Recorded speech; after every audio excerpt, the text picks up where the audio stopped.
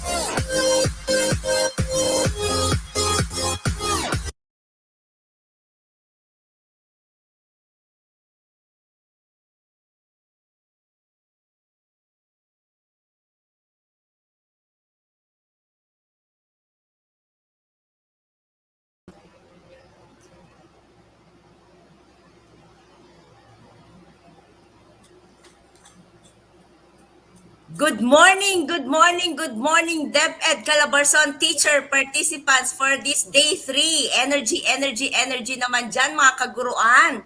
Naggagandahan, nagwagwapuhang mga guro ng DepEd Calabarzon sa elementary at secondary. Good morning naman dyan, Teacher Julian. How are you na? Good morning po, Ma'am Donna. Of course, always 10. Laging energized. And good morning to all Proficient teachers. Welcome to our third day of E-Raise Up, or Employees Reskilling Advocacy, Initiatives, Support for Excellence, and Upscaling Program, with the course entitled Enhancing Proficient Teachers' Competence in Leading Change Responsive to the Educational Needs of Learners. And yes, we are still live via YouTube. You may comment your name, your school, and SDO. And don't forget to use our official hashtag, #Amazed with E-Raise Up. Right, Ma'am Donna? Yes, right na right dyan, Teacher Julian. Don't forget the hashtag amazing raise up. Yan. Huwag na huwag kakalimutan. Lagyan na natin ang ating mga hashtag sa ating mga chat box, mga kaguruan, mga guro natin ng DepEd Calabarzon. Yes, ma'am. Before we proceed, let's have the Temperature check muna tayo. Yes, Teacher Yes, Juliet. ma'am. Let's check our temperature check thermostat poster here at sa ating YouTube. Ang 10 ay feeling excited, energized, and alert. So, ang bandang 5 naman ay somewhere in between. So, meron tayo dyan 10, 9, 8, 7, 6, Teacher Juliet. And ang Yes, number 1, sana naman wala, Teacher Juliet, feeling stressed, low energy, or just not my day. Sana mag-almusal na muna ating mga kaguruan. Ngayon, Teacher Juliet, ang feeling ko ngayon, ikaw muna, kaya tanungin ko, Teacher Juliet, anong feeling mo ngayon sa temperature Yes, check? ma'am. Always 10 po. Feeling excited, energized, and alert. How about you, Ma'am Donna? Naku, feeling ko 12. Wow! Lumampas po kayo, ma'am. Yes, para lumagpas. So, Teacher Juliet, check naman natin yung ating mga kaguruan sa YouTube. Tingnan natin. Ayan, tingnan natin. Pakilagyan po sa ating chat box mga teachers, mga guro ng ating DepEd Calabarzon. From Mark Anthony Zalmazan. Ayan, 10. Sir Mark, thank you very much. Energy, energy, energy tayo dyan. Sino pa kaya ang mga 10 teacher dyan? Yan, from Ma'am Daisy Villamer. So 10, Ma'am, thank you very much for the 10. I love that. I love you na kahit di pa tayo magkakilala. Yan, thank you, Ma'am. Thank you, Sir Mark. Ano pa, maglagay na po tayo mga Ma'am. From Ma'am Lichel Balagtas ay 10. Yan. Keep it up, keep it up, keep it up mga guro ng ating DepEd Calabarzon. So, Teacher Julien, ikaw naman. Yes, ma'am. We have another one from Ma'am Antoinette Villarreal. 10 din siya, ma'am. Wow, nice naman po. Sana ma-maintain po natin yan hanggang mamaya. Yes. From Sir Romar, last pa from Sir Romar Laguna. 10 din po siya. Nice naman, Sir Romar. Sana ma-maintain po natin until 12 o'clock.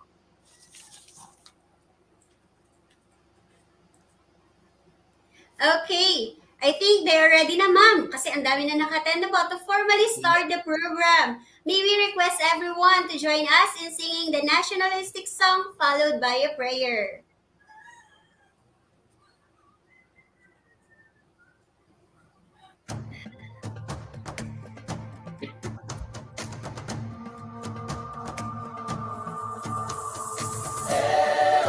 Iba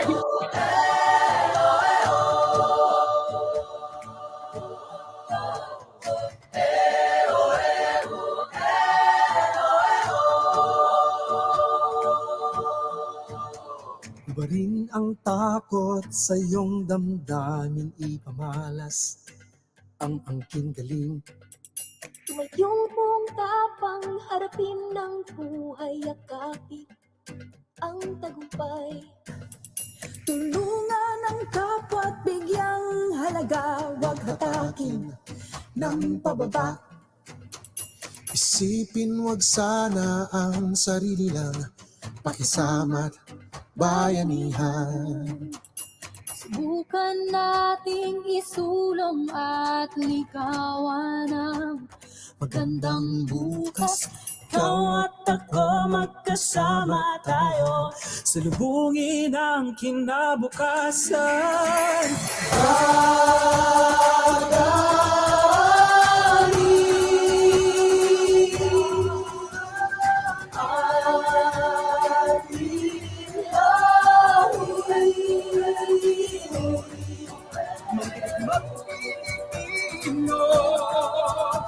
Dakila ang lahi ko, bayaning Pilipino, sa makabago panahon.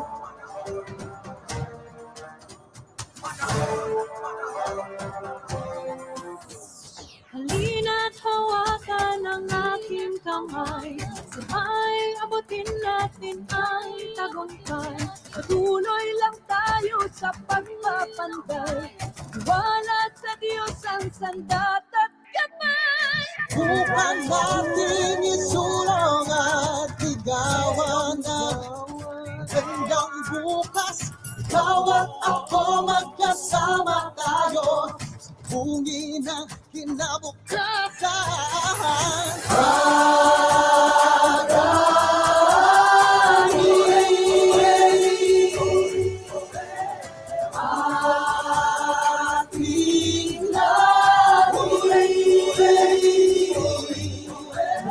Ang Pilipino, bilang lahi mo, bayaning Pilipino, sa makabago.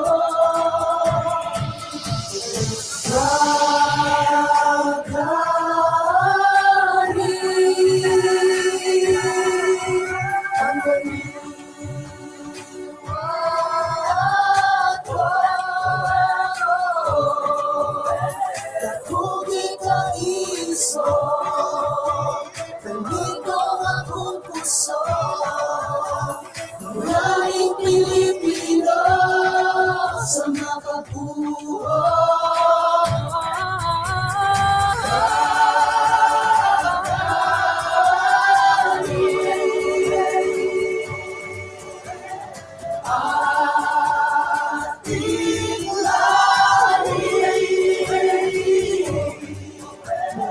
ang Pilipino,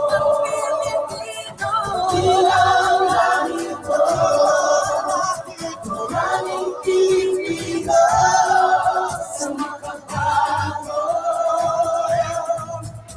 panahon.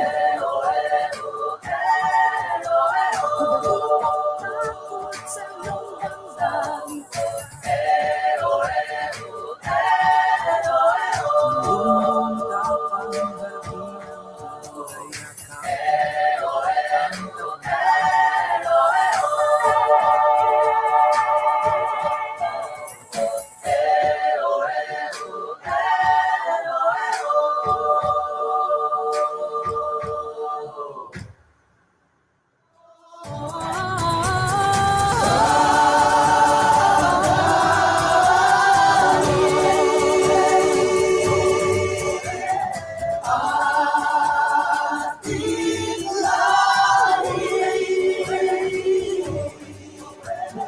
Ang Pilipino,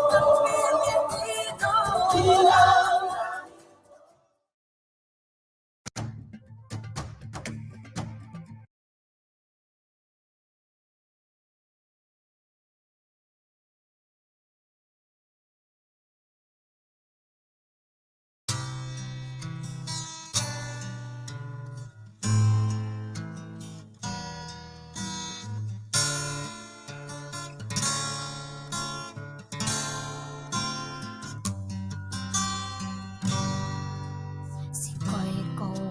kamighimo tolangit sikoy ko kamighimo to aldoy bulan ikaw ang nagbuhat sa kabituunan ikaw ang nagbuhat sa kalibutan manama mawantog ka warag po ko iling koy ko o Diyos kahibulungan ka busa ikaw lang ang simbahon ko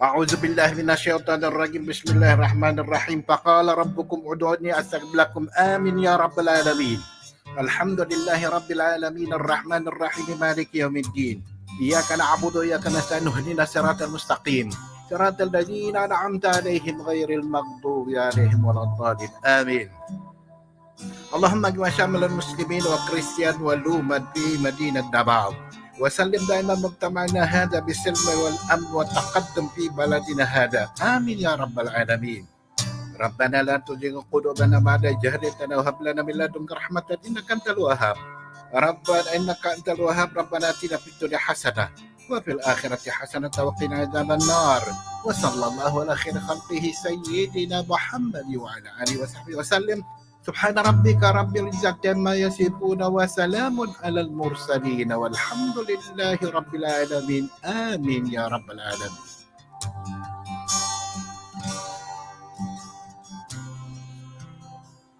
In the name of the Father, Son, and Holy Spirit. Amen. Our most gracious Heavenly Father, we come to you today to praise and worship you and give you thanks for all the things you continue to provide for ourselves and our families. Father, we humbly ask for forgiveness for all the times we have offended you. When we forget to acknowledge your presence in the image of our brothers and sisters, and for moments we fail to be good stewards of the blessings you have given us.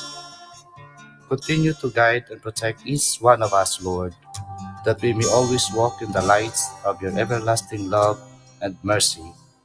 Grant us, Father, with your comfort in times of distress and with your strength in times of weakness.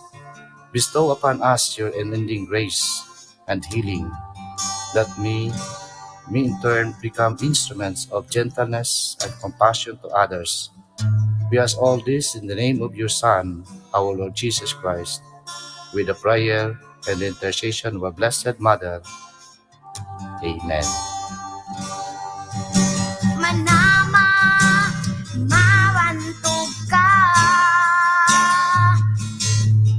warag po ko iling koy ko o Diyos kahibulungan ka busa ikaw lang ang simbahon ko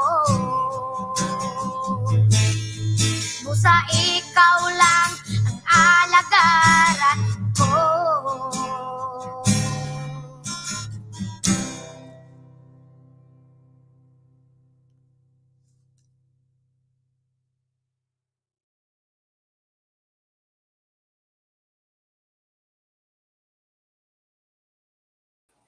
Thank you everyone.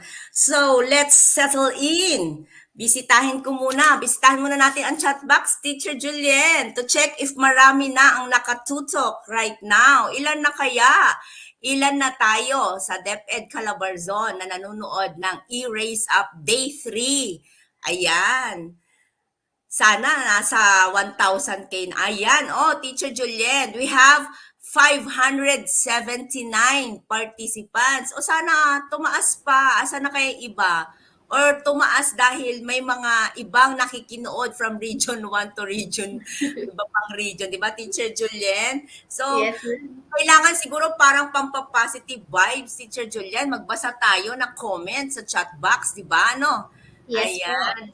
So, habang nagbabasa tayo ng message sa chat box, hi, hello, good morning po. Shout out po sa mga kasama ko sa Human Resource Development Division sa Region 4A Calabarzon. Good morning sa ating lahat dyan. Headed by our Chief, Dr. Luz E. Osmeña. Ayan, from Sir Julius Torculas. Blessed morning po sa lahat. Shout out sa lahat ng mga taga Southville 5A ES Elementary School. Tono lang, Kiwa, SDO, Biñan City. Shout out po sa lahat ng mga guro, sa lahat ng admin, teacher, principal natin dyan. Thank you, Sir Julius. Yan.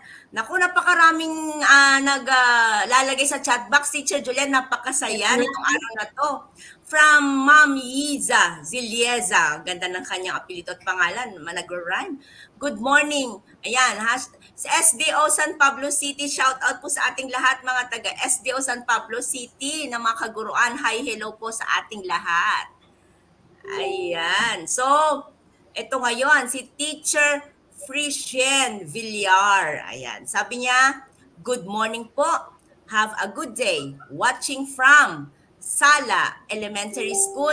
Shout out sa ating mga taga SDO Cabuyao City teacher participants. Kumakaway si Teacher Jolene, taga SDO yan eh. So ayan, Teacher Julien, ayan ang ating mga comments for the day. Ang dami pa. So go! Iyan, ma'am, from Ma'am Mary Ann Lianes. Good morning po from Zapote, ES, SDO, Biñan City. Shout out po sa mga taga SDO, Biñan. From Ma'am Flory Jane Tolosa. Good AM, watching from Cabuyao Central School. Good morning po sa mga taga SDO, Cabuyao. From Ma'am Abigail Tarlac. Good morning from San Lorenzo ES, SDO, San Pablo City. Good morning, San Pablo City. Yes, Ma'am Donna?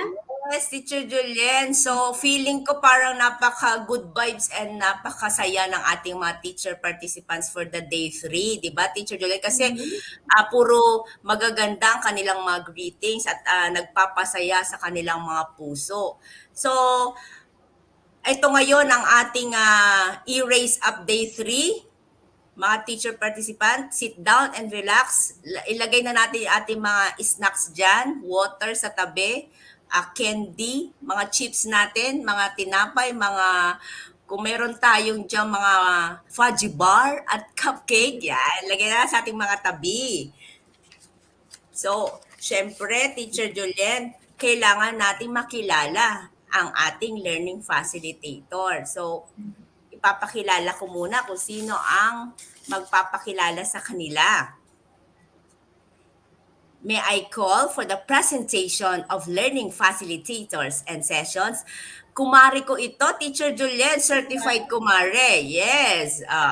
Miss Marie Chris R. Tadiwan, Education Program Specialist 2 from Human Resource Development Division, DepEd Region 4A, Calabarzon. Good morning, Ma'am Chris. Good morning po.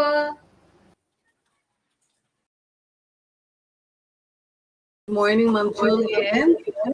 A pleasant morning, DepEd Calabarzon, most especially to all the participants or to all the proficient teachers of SDO San Pablo City, SDO Biñan City, and SDO Cabuyao City. At this point, it's my pleasure to present to you our two brilliant learning facilitators. Our first facilitator is Sir Christian Mesper A. Hernandez, EPS2 OIC School Head of Toclong Elementary School, SDO, Imos City. Our second facilitator is Ma'am Mary Grace M. Kabili, Principal 1 of Buenaventura Alandi National High School, SDO, Tayaba City. Let's give them a virtual clap. So for today's session title and activity, We have for session 4A, yes to planong SWAC, developing a learning plan with appropriate teaching strategies responsive to the special education needs of learners in difficult circumstances. This will run for 60 minutes, then followed by a health break for 5 minutes. Then we have session 4B, showcasing teaching strategies and it's addressing the needs of LDCs. We have 79 minutes. And then we will proceed to question and answer for 30 minutes. Then, of course, the course management concerns, which will be 5 minutes. And then we will have our lunch break for 12 noon to 1 p.m. Thank you so much. And I want to leave to you this quote by Lynn Pernell: never stop learning because life never stops teaching. Once again, thank you and happy learning to all of us.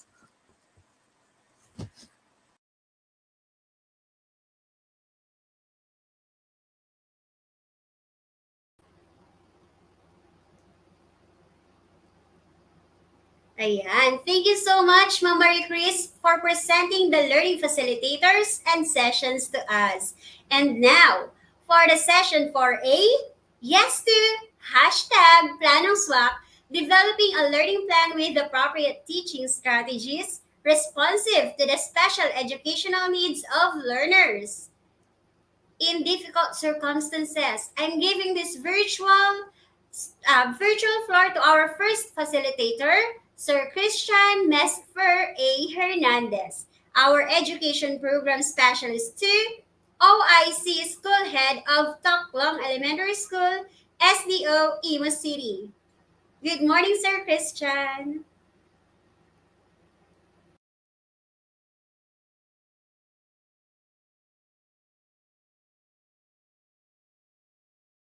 Person.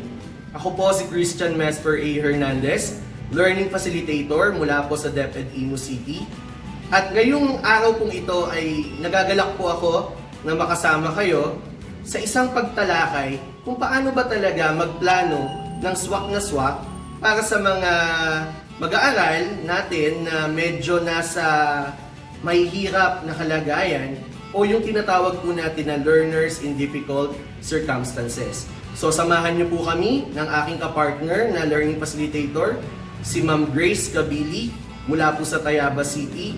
At tingnan natin, alamin natin bilang mga guro, paano ba tayo makakatulong sa ating mga mag-aaral. Lalo na nga po dito sa ating mga tinatawag na learners in difficult circumstances. So watch and learn po at kasama ko po kayo sa pagtalakay na ito. Magandang buhay, Calabarzon! Again, I'm Sir Christian Hernandez.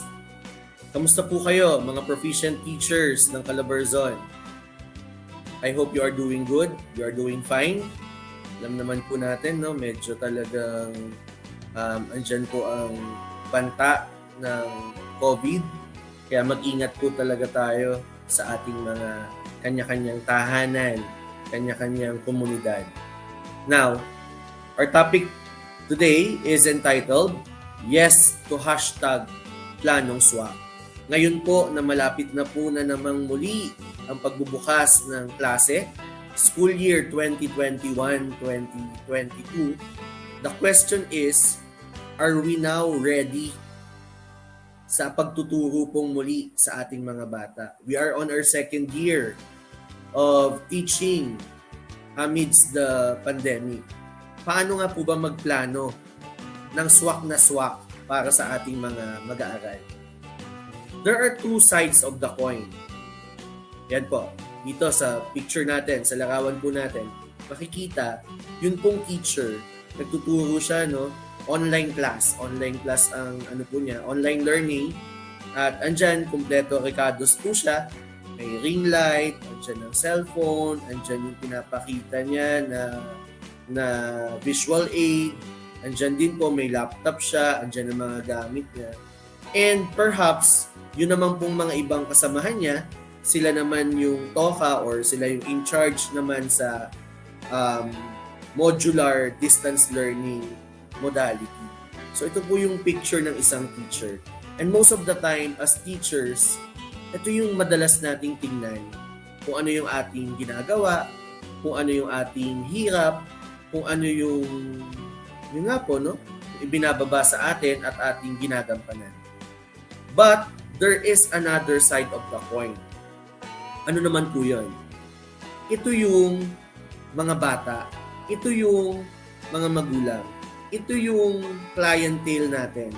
Sila, mga bata, nag-aaral, okay? Paano nga ba sila natututo? Paano sila tinuturuan ng kanilang mga magulang? Or napakapalad nila kung may nagtuturo sa kanilang magulang or adult.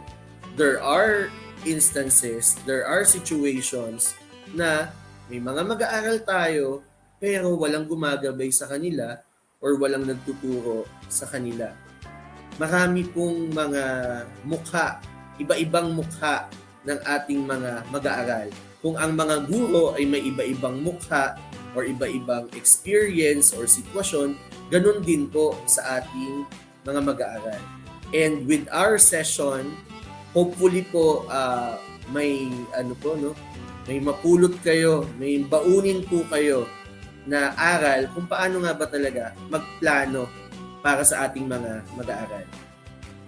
Our terminal objective is, at the end of the session, the participants, tayo po yun, the proficient teachers, shall be able to develop a learning plan matrix with appropriate teaching strategies responsive to the special educational needs of learners in difficult circumstances. Sino kaya itong mga to?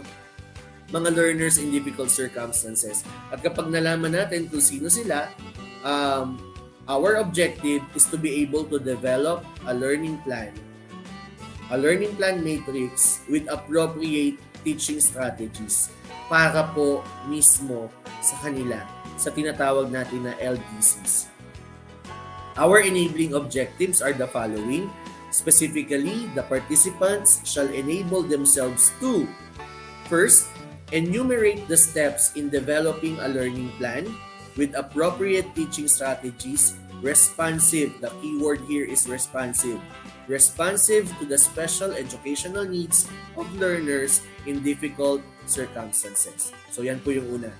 Second, analyze, to be able to analyze what and how teaching strategies could be responsive to the special educational needs of learners in difficult circumstances, including the new normal context. Of course, hindi pwedeng mawala, no? O hindi pwedeng maisantabi yung konteksto ng new normal. Kasi yun pa rin po ang patuloy nating tinutugunan sa ikalawang sunod na taon. Ang pagtuturo sa panahon ng pandemya, kung saan wala pong face-to-face learning na pinapayagan or nagaganap. And the third one is to assume responsibility in planning and delivering teaching strategies responsive to various special educational needs through accomplishing a learning plan. So sa session po na ito, inaasahan na mayayakap po natin yung responsibilidad, yung gampanin na tayo talaga yung malaki yung role in terms of planning and delivering the teaching strategies. Kasi hindi naman natin ito ginagawa lang ng basta-basta. Ito po ay pinagpaplanuhan talaga natin mabuti. And as proficient teachers, if you will be doing this, and if you will be doing this the right way, okay? So mas mas malaki yung upside natin because as we grow along, as we grow further in our career, ang ganda kasi natuto tayo, nagsimula tayo ng maaga na ginagawa natin yung tama at mabibitbit natin yon hanggang sa mga susunod na kabanata ng ating career as teachers. So from proficient, you will be moving to highly proficient. At yun naman po talaga ang plano, ang objective ng Department of Education para sa atin. Okay? So again, once again, good morning. And before we formally start yung sa ating discussion or yung session, let us play first This one, an online memory challenge. Kaya nyo ba? Tingnan natin sino ang magaling sa online memory challenge, sa memory game. Ito yung mas kilala natin sa memory game. So kindly type tinyurl.com/memory4a in your browser. So malaki po yung M, saka malaki po yung A dun sa dulo. Again, tinyurl.com/memory4a. So pag nandyan na po kayo, wag nyo po muna basta sagutan. So ito po yung instructions natin. Number 1, start the game by flipping a card. Parang memory game talaga, no? Online lang, na bago lang. Second, try to find another card that has the same image as the first. So kung ano yung una mong mabuksan, susubukan mong hanapin ulit yung parehas nun, nung picture na yon. Or nung card na yon, sorry. Third, if you cannot find a pair, the flip cards will be flipped back with the face down. So automatic naman po yan. Pag nagkamali kayo ng pindot, so magpi-flip back yung mga card. Okay? Tapos hahanap ka ulit. And number 4, ito yung additional instruction. Try to remember the images, these images, as it becomes easier to find the pairs the longer you play. Okay? So, ready na po ba kayo? And I will be giving you 3 minutes to play this game. And your 3 minutes starts now.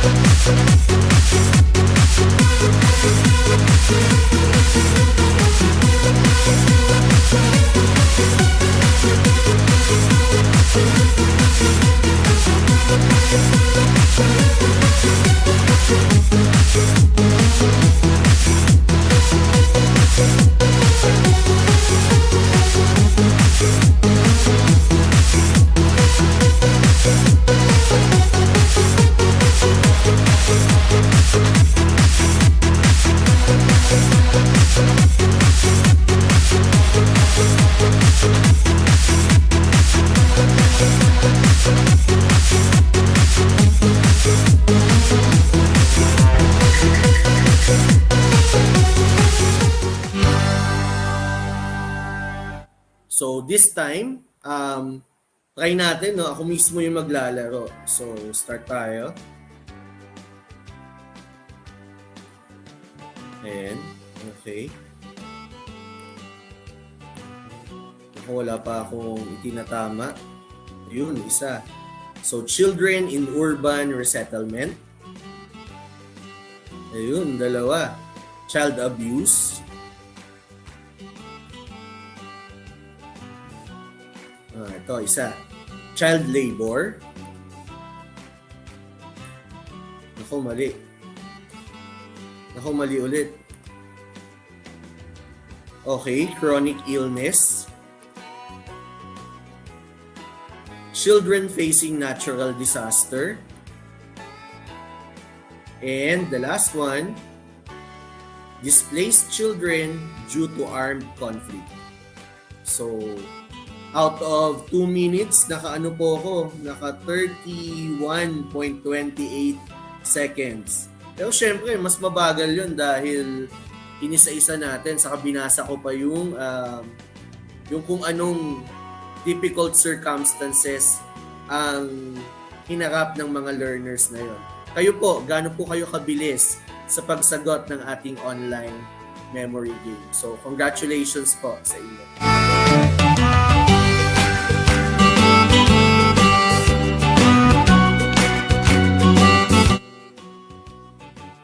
So, let's start.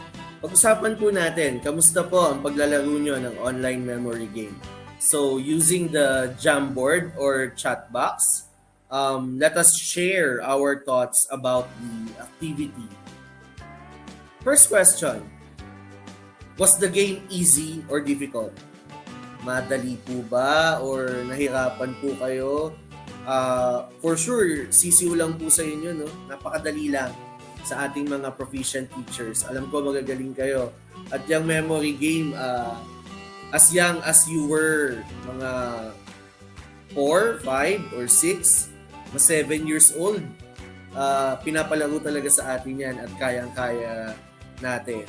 May nakapag, po ba, 15 seconds lang or under 20 seconds lang ang inubos para masagutan yung memory game natin. So, napakagaling po na.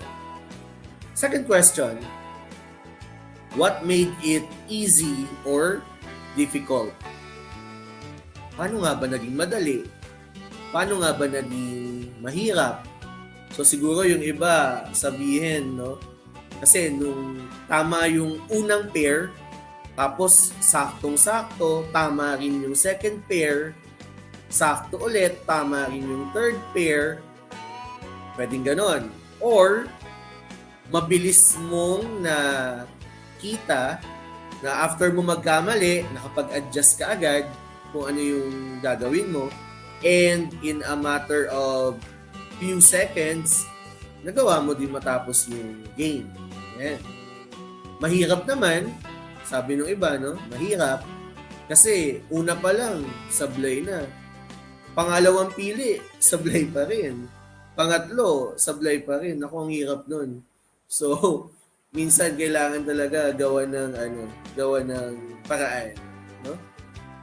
Third, what did you notice about the card pairs? Ano pong napansin nyo? Akala nyo po ba pag click nyo nung card, ang lalabas animal. Yun tayo na sana nung bata tayo.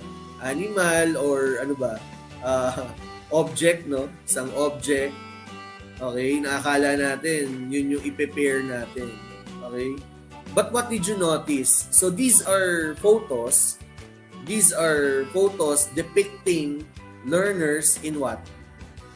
Yes, in difficult circumstances. So makikita nyo dyan, mga iba-ibang mag-aaral, iba-ibang learners natin na may iba't ibang pinagdadaanan. May iba't ibang pinagdadaanan problema. Okay? Sa buhay, mga sitwasyon, iba-ibang sitwasyon. Number 4, how are the card pairs connected to one another? So sabi ko nga, no, iba-ibang problema, iba-ibang sitwasyon ng mga learners natin. But the key here is, do they all have problems? Do they all have situations which they are suffering from or they are encountering? So ito ba yung mga tipong may problema ang isa or nasa isang difficult circumstance yung isa at meron din yung isa? So possible magkakaibang problema, magkakaibang sitwasyon, but still we could say na these are learners in difficult circumstances. Iba-ibang problema pero we can categorize them as learners in difficult circumstances. So what are the images or what images did the game reveal? Sabi nung isa, parang yung sa ano yan sir, KMJS, ayan, KMJS, or kay Jessica Soho. So may kalabaw daw, so child labor.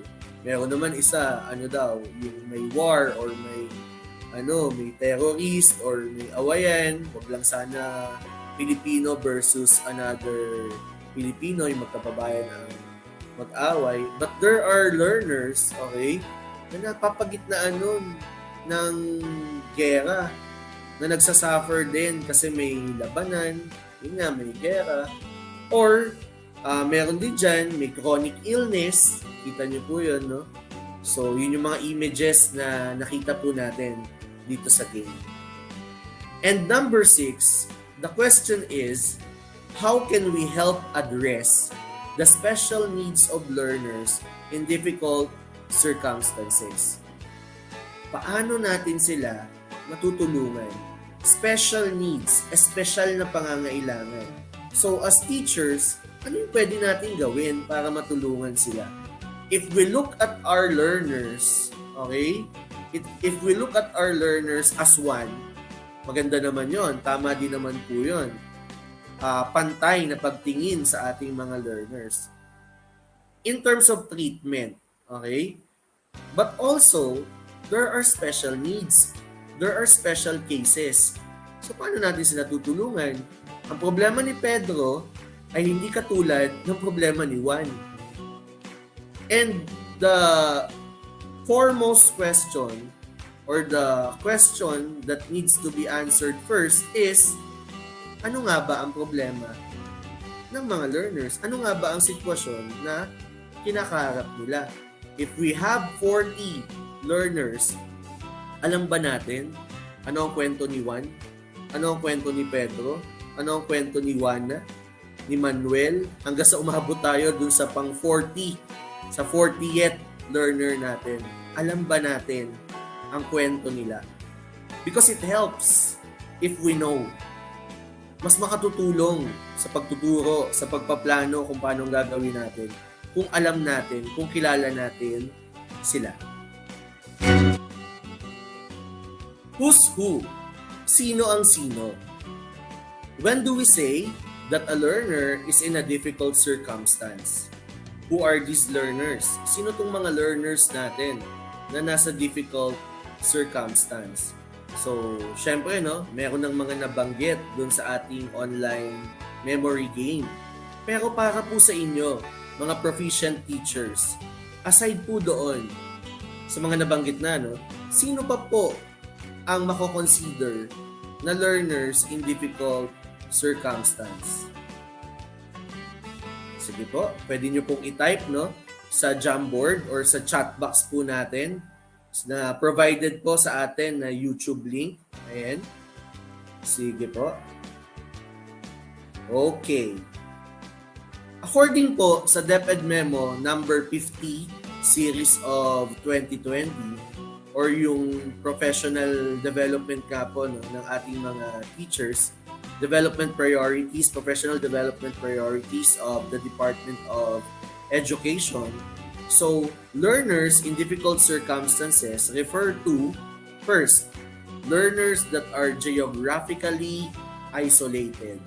So, yung nakahiwalay daw po ng mga learners, geographically isolated. Second is learners who are chronically ill. So, may malubhang karamdaman. Third, displaced due to armed conflict. So ito yung may labanan o may gera sa lugar nila. So lumikas itong mga learners natin na ito. Pwede rin naman po na due to armed conflict nga po, no? And urban resettlement or natural disasters. So sila po yan. Fourth, learners in difficult circumstances. Ito din po yun. Yung mga child abuse na mga learners po natin. Baka mamaya, meron nga po tayong 40 learners. Gaya na example ko kanina, may 40 learners tayo. Pero hindi natin alam na mayroon palang mga bata dito na abuso. O yun nga, doon sa first 3 examples natin, may mga bata pala na geographically isolated. May mga bata pala na may malubhang karamdaman, chronically ill. O may mga bata na na-displaced due to armed conflict, urban resettlement, or disasters. And ito pong fifth, okay, sabi nga kay MJS, nung nakita niyo yung photo, no? Those that experience child labor practices. So according po sa ating DepEd Memo number 50, series of 2020, so these are the learners in difficult circumstances. But aside from the DepEd Memo number 50, series of 2020, ano pa po kaya ang sinasabi about ito nga po, no, LDCs or learners in difficult circumstances? Sabi po ng UNESCO way back 1999, learners in difficult circumstances also refer to these persons who suffer from hunger, thirst, dangerous jobs, prostitution, sexual abuse, diseases, exclusion, harassment, problems with the law, imprisonment, destructive drugs, domestic slavery, violence, among others. Yan. UNESCO 1999 naman po yan. And sa Philippine Statistics Authority, Board Resolution number 1, series of 2017. Just 4 years removed from our present date. Okay? Sino naman daw po yung LDCs? So these are children who are abandoned, neglected, abused and exploited. Gaya din no nung meaning or yung definition na binanggit ng UNESCO. Disabled, victims of prostitution and pedophiles, runaways, okay, mga tumakas, ayan, delinquents, youth offenders and drug dependents, street children, working children, children in situation of armed conflict, children in cultural communities, and children who are victims of natural disasters. So, base po doon no sa meaning ng DepEd, meaning ng UNESCO, and meaning galing po dito sa Philippine Statistics Authority board resolution nga po nila, halos pare-pareho po ang mga learners in difficult circumstances. May mga pinagdadaanan, may mga sitwasyon sa buhay na napakahirap po na hindi naman lahat ay nakakaranas. So, ibig sabihin po, kung may ganito silang nararanasan, mayroon din tayong pwedeng gawin. Meron silang special needs at meron tayong plano na pwedeng gawin para matulungan po sila. Now what? Ang tanong, ngayong alam na natin kung sino yung mga learners in difficult circumstances, anong gagawin natin? Now what? Anong sunod? Okay? Ano din po ba yung sinasabi sa atin ng ating Department of Education? Yung sinasabi ng batas? Ano yung dapat natin gawin as teachers, as proficient teachers? According to RA 10533, we have, as part of the teaching force, we have to make education learner-oriented and responsive to the needs, cognitive and cultural capacity, the circumstances and diversity of learners, schools, and communities through the appropriate languages of teaching and learning, including mother tongue as a learning resource. So highlighted phrase po dito, no? The circumstances and diversity of learners, meaning yung pagkakaiba-iba nila. Okay? Next, in our DepEd mission, it is also stated, I will just read the highlighted phrase or sentence. Students learn in a child-friendly, gender-sensitive, safe and motivating environment. And as teachers, we are the ones to facilitate learning and constantly nurture every learner. Napakalaki po ng papel na ginagampanan natin para masiguro, para ma-ensure na may pagkatuto ang ating mga mag-aaral. At bukod po doon sa pag-facilitate ng learning, tayo mismo bilang kanilang pangalawang magulang, tayo mismo ang kumakalinga sa kanila. Hindi lang tayo basta nagtuturo. We nurture every learner. We constantly nurture every learner. Yan po ang sinasabi sa ating DepEd mission. In DepEd Order number 35 series of 2016, ito naman po, no, learner diversity and student inclusion. It underscores the importance of teachers' knowledge and understanding, not just knowledge, but also understanding of and as well as respect, okay? Respect for learners' characteristics and experiences. We are not the first to doubt. We are not the first to bully. Instead, we are the first to respect. We are the first to embrace kung ano man po ang sitwasyon ng ating mga mag-aaral. Hindi tayo yung para mag-down pa sa kanila. Instead, tayo yung unang nagtatanong kung bakit. Tayo yung unang nagtatanong kung anong maitutulong at paano nga makakalinga ang ating mga mag-aaral. Kasi pangalawang magulang tayo ng mga yan. Okay? Next, in DepEd Order number 40, series of 2012, ang pinag-uusapan naman po dito is the DepEd Child Protection Policy. Okay, it states that the Department of Education's policy and guidelines on protecting children in school from abuse, violence, exploitation, discrimination, bullying, and other forms of abuse. The Child Protection Policy does not only protect children but also protects teachers. So dito po, no, way back 2012, meron nang na-establish na DepEd Child Protection Policy. So pinangangalagaan po natin ang karapatan, sinishield natin ang mga mag-aaral from abuse, from violence, from exploitation, from discrimination, bullying, and other forms of abuse. In DepEd Order number 72, series of 2009, the title is Inclusive Education as a Strategy in teaching in the performance of learners. Inclusive education embraces the philosophy of accepting all children regardless of race, size, shape, color, ability, or disability, with support from school staff, students, parents, and the community.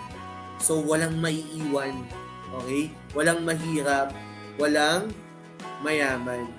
Wala po tayong wala tayong isinasantabi na ito kasing bata na to, makulit to, ito kasing bata na to, magulo to sa klase, kahit na ngayon, no, kahit ngayong new normal.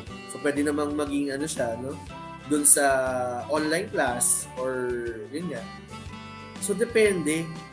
Pero ang lagi po nating tatandaan, inclusive education. Edukasyong para sa lahat. Ayan po. Next, how do we make sure that our teaching strategies address the special needs of our learners? Ito yung magic question. Paano nga ba, lalo na po ngayon, panahon ng pandemya, paano natin masisiguro na yung mga teaching strategies talaga na ginagawa natin or balak nating gawin ay makatutugon po talaga sa pangangailangan ng ating mga mag-aaral.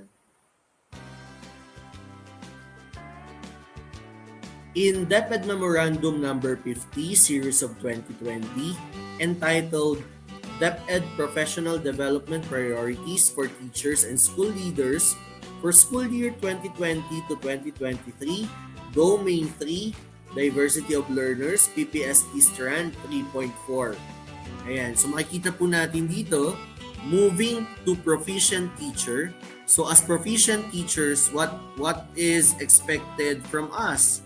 So planning and delivering teaching strategies that are responsive to the special educational needs of learners in difficult circumstances, including geographic isolation, chronic illness, displacement due to armed conflict, urban resettlement or disasters, child abuse, and child labor practices.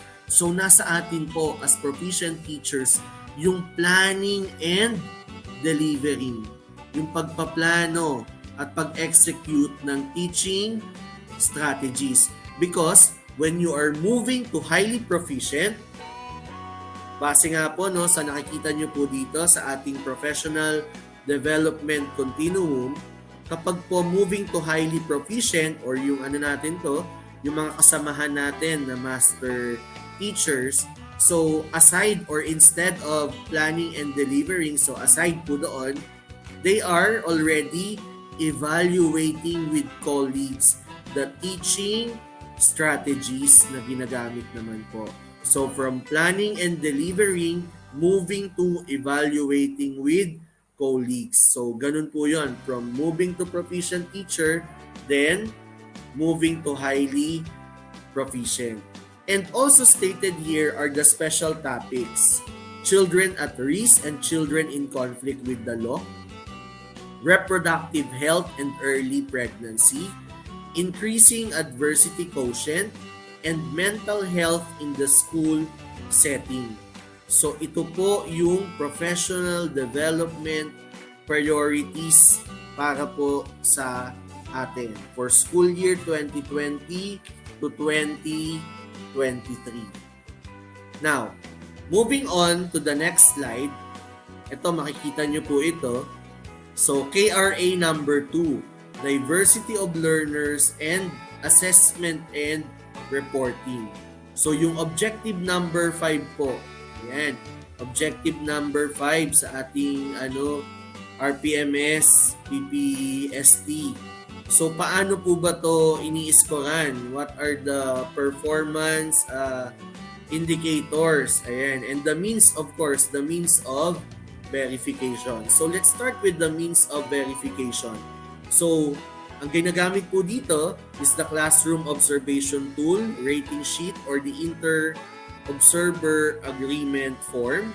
So saan po manggagaling? Pwede po sa online observation, o kung wala po, dun po sa hindi po possible yung observation ng video lesson, so pwede pong self-learning module-based or MELC-aligned.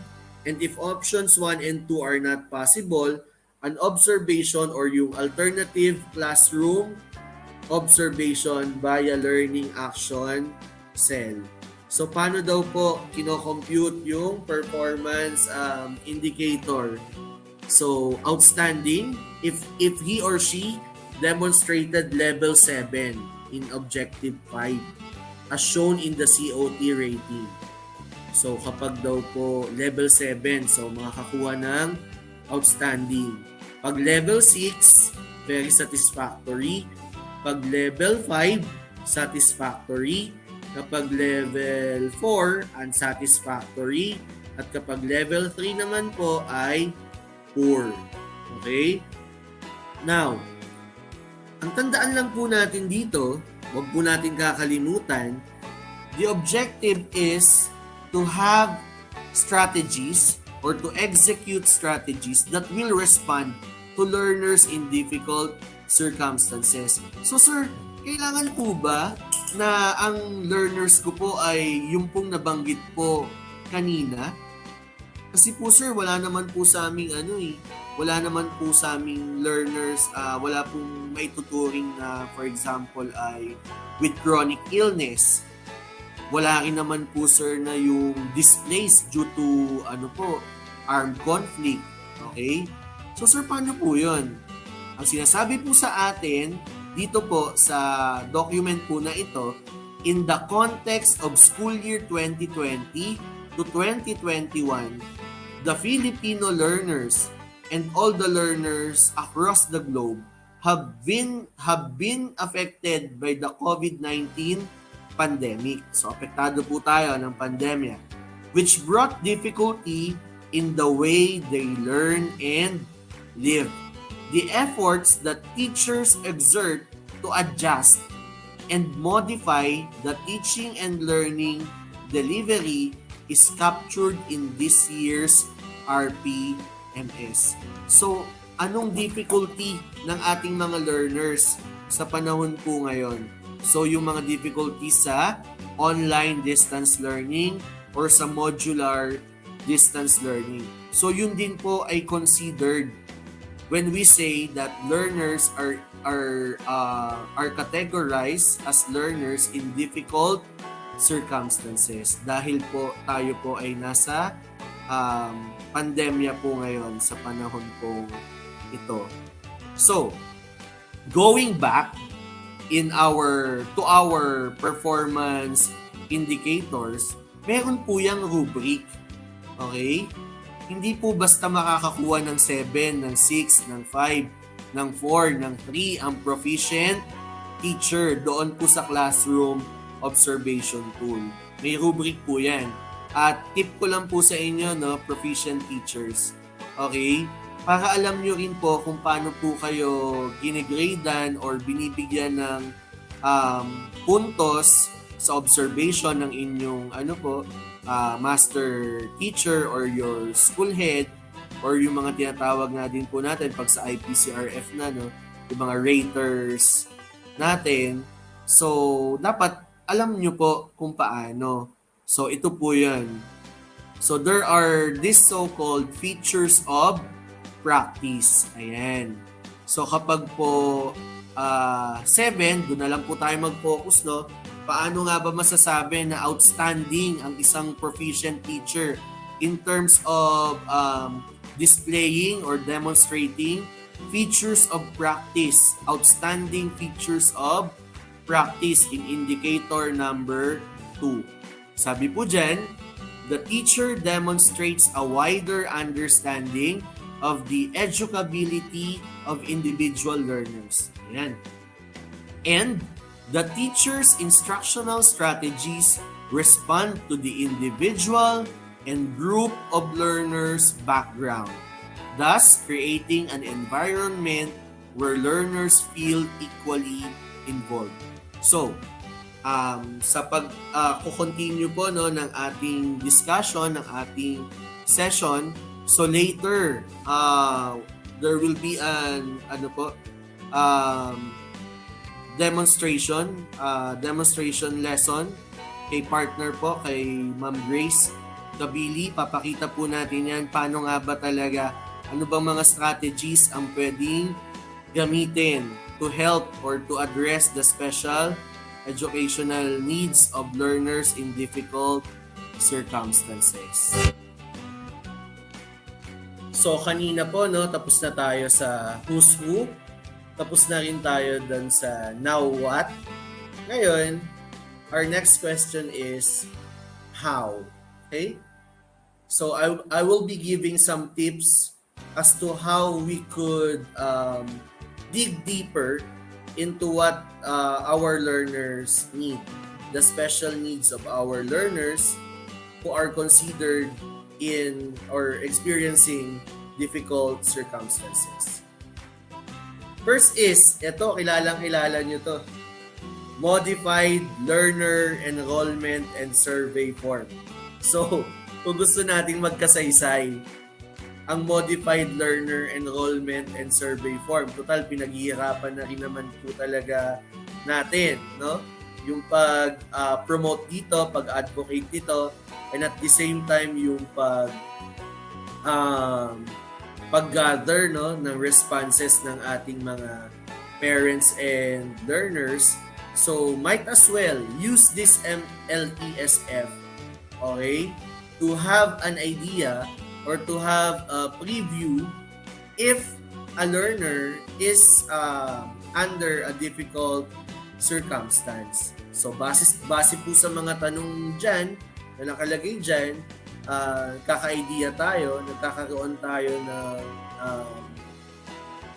kaalaman, ng information kung ano ba talaga ang estado sa buhay o pinagdadaanan ng ating mga learners. Diyan po, kasi napaka-comprehensive naman po niyan. Sa sobrang comprehensive po niyan, talagang hanapan natin ng paraan kung paano yan mas magkakaroon ng karagdagang gamit or use sa atin as teachers, as proficient teachers. So that is the first, no? The MLESF. Kilala niyo yan. Next, set of tips also. There are ways to know our learners. First is by reviewing or examining the school records, the anecdotal records of our learners. Hindi tayo basta yung tinanggap natin, ito yung mga estudyante natin ngayong taon, alamin natin ano ang record ng mga batang ito based from the anecdotal. Ayan, ano ba sinasabi ng anecdotal? Anong klaseng bata ang meron tayo? So, based from the anecdotal, nakaka-idea din tayo. Next, of course, second is to conduct interviews. So, po yan, face-to-face, or yun nga po, yung nakakanasin natin ngayon, lack of face-to-face, virtual po tayo. But still, we could have interviews. We could still conduct interviews. Pwede rin po tayo magkaroon ng online kumustahan. At kapag naman po sa mga modular learners, of course, depende po sa health and safety protocol sa ating pong kanya-kanyang community, kasi may community quarantine, no, na protocols po na nakaset. Depende po doon, and depende po sa kung gaano po talaga tayo kadiskarte at mapamaraan yan. So, pwedeng magkaroon pa rin ng interviews or kumustahan. Third is by observations. So, mas evident ito, mas prevalent ito nung sa dati nating setup na may face-to-face. But also, gano'n naman, talaga namang tuloy ang edukasyon, tuloy ang pag-aaral ng mga bata. So in one way or another, possible na magkaroon pa rin ng observation sa ating mga bata. Anong na-observe natin sa kanila? How are they behaving? Okay? And if they are misbehaving, for example, there might be or there is a possible reason, there is an underlying reason kung bakit ganon ang ipinapakita nilang character, but ganon ang pinapakita nilang behavior. And it is our responsibility as teachers, as proficient teachers, to dig deeper. Kailangan po tayo, no? Going beyond. Alamin talaga natin kung bakit. Next, fourth is self-reporting of learners. Minsan kaya natin nalalaman na sila ay ganito, na sila ay ganyan, kasi nagkukwento sila. Mismong sila yung nag-share sa atin. And if that is the case, or kung yun nga po, no, ang nangyayari, let us not betray them. Kailangan po marunong tayong makinig. Kasi nagkukwento. Napakaano po nun, no? Yung mag-open ang isang tao sa atin, napakalaking bagay po noon. And it takes a lot of courage on their part. So, wag po nating i-betray at makinig po tayo at magamit po natin yung information na yon para matulungang mas matuto pa ang ating mag-aaral. And number 5, ito yung medyo mako-consider ko na ito talaga yung may control tayo as teachers, as proficient teachers, para malaman or matukoy or yun nga maklasify, magkaroon ng impormasyon kung ano ang ating mga bata, kung sino sila, is through these written works, and performance tasks. So possible meron kayong essay or may pinapasagutan kayo na open-ended questions na nakukuha nyo yung mga responses, or may art ano po kayo, may artwork or activity na kung saan lumalabas yung mga saloobin ng mga bata, yung kanilang experience, kung ano ang emosyon nila, lumalabas po yan. Kaya dapat as proficient teachers, particular po tayo, hindi rin tayo basta, halimbawa may nagpasa ng written works or performance task, hindi naman po tayo nag-check lang ng basta check, talagang binabasa po natin yan at binibigyan po ng karampatan na feedback, kaukulang feedback, authentic feedback mula po sa atin as teachers. Okay? And, syempre, as teachers, as proficient teachers, ang hiling ko po, ang hiling ng lahat sa atin, sana po meron tayong puso. Have a heart. Ayan. So, H stands for hear what the learner is saying. Pakinggan natin sila. E, empathize with the learner's situation. Okay? Iba-iba nga ng sitwasyon eh. So, all we could do is to empathize. Hindi man natin nakakanasan, pero ilagay natin ang ating sabi nga, put yourselves into one's shoes. Okay? So, empathize po tayo. Sana nga, hindi tayo makaranas noon ng mga difficult circumstances. Kaya, the better way is to listen, is to empathize. Ayan. A, assess the learner's needs. Ano ang mga pangangailangan? At ano ang kapasidad nating tumulong? Hanggang saan? Hanggang saan ang kapasidad nating tumulong? Hanggat kayang tumulong, ibigay po natin ang pagtulong sa mga mag-aaral. Lalo na para sa kanilang mas ikatututo, mas ikaka-nurture. Nabanggit po yan kanina. Nurture every learner. Letter R. It refers to the school resources. Of course, hindi naman pwedeng own pocket natin, no? Siyempre po, ang mga teachers, guided and assisted ng ating mga school heads. Okay? So, maximizing the school resources, paano tayo makakatulong sa kanila. Yan po. And letter T, the last letter of heart, is to tell the appropriate authorities. Hindi mo sinasaloob lang na ito yung findings mo, na ito pala may ganito kang mga number of learners, na may ganitong cases. Yan po ay pwede nating iparating sa ating master teachers, sa ating pong mga school heads, kasi po pwedeng magplano collaboratively. Ang atin pong pinopromote po ngayon is school, home, and community partnership. Again, school, home, and community partnership. Hindi natin kayang mag-isa. So let us tell the appropriate authorities, and those appropriate authorities on their own capacity ay makakapag-devise ng isang plano at makakasama ninyo sa pagpaplano kung ano ba ang dapat gawin, ano ang pwedeng maitulong sa ating mga learners with special needs, learners in difficult circumstances. So, for our learning plan matrix, ayan, ito na yung pinakahihintay natin, no? After natin matutunan yung mga kung sino, yung learners in difficult circumstances, ano ba yung sinabi sa atin ng DepEd, ng iba pang legal basis natin, okay? Andyan din yung tips kung ano ang gagawin para mas malaman kung ano ang dapat gawin, sino-sino itong mga learners natin na ito. Now, for our activity, pero ito po ay pwede nyo pong sagutan even after the demonstration lesson na ipapakita po mamaya. Okay? Hindi naman po kinakailangan na ngayon na. Pwede naman pong mamaya. Okay? So, instruction.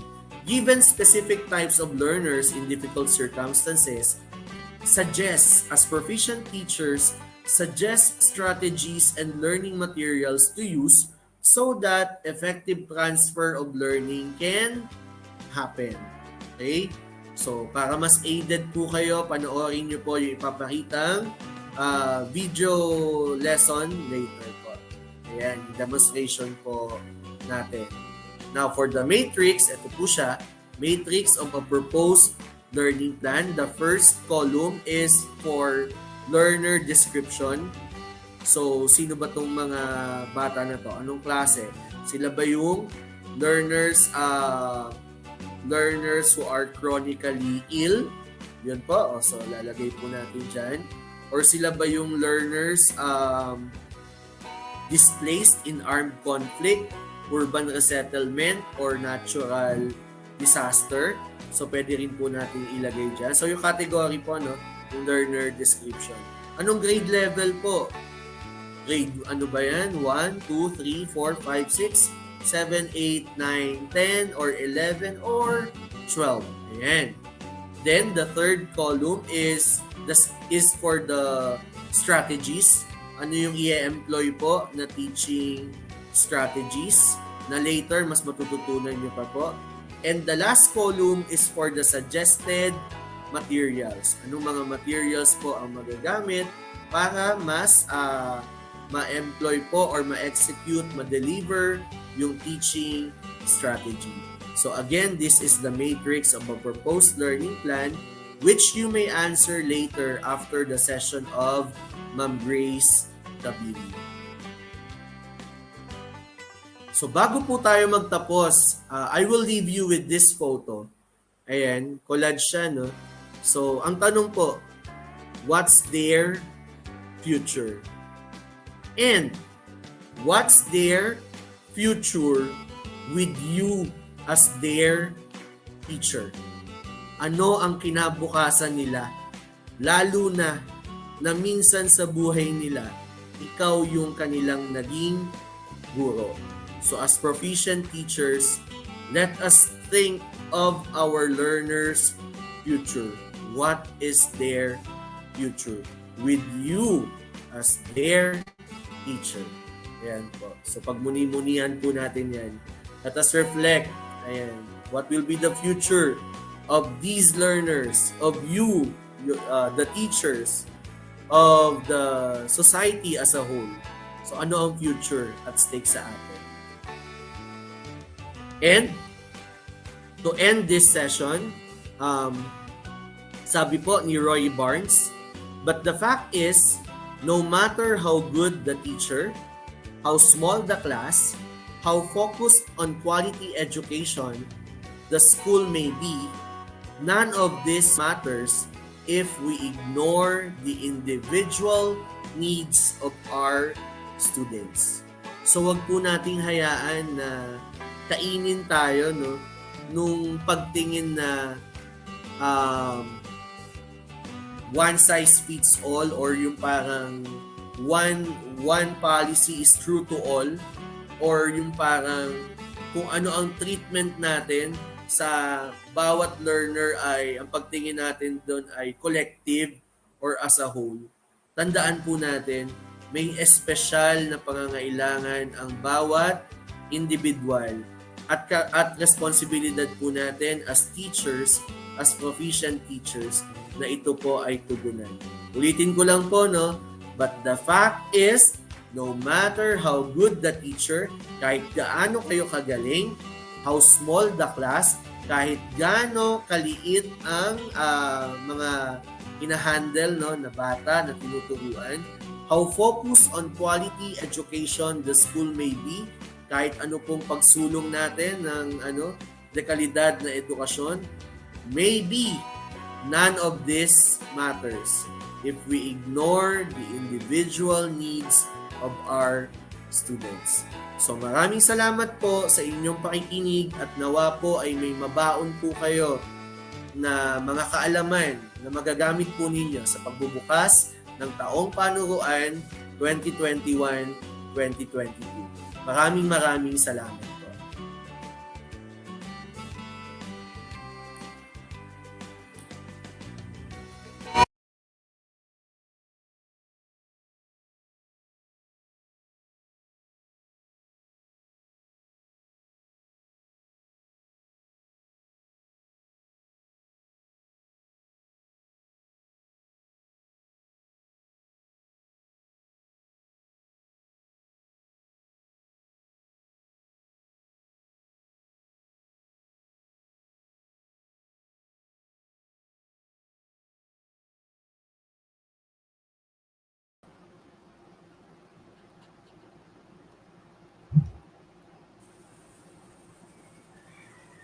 Ayan. Thank you so much, Sir Christian, for that comprehensive discussion. Right, Ma'am Donna?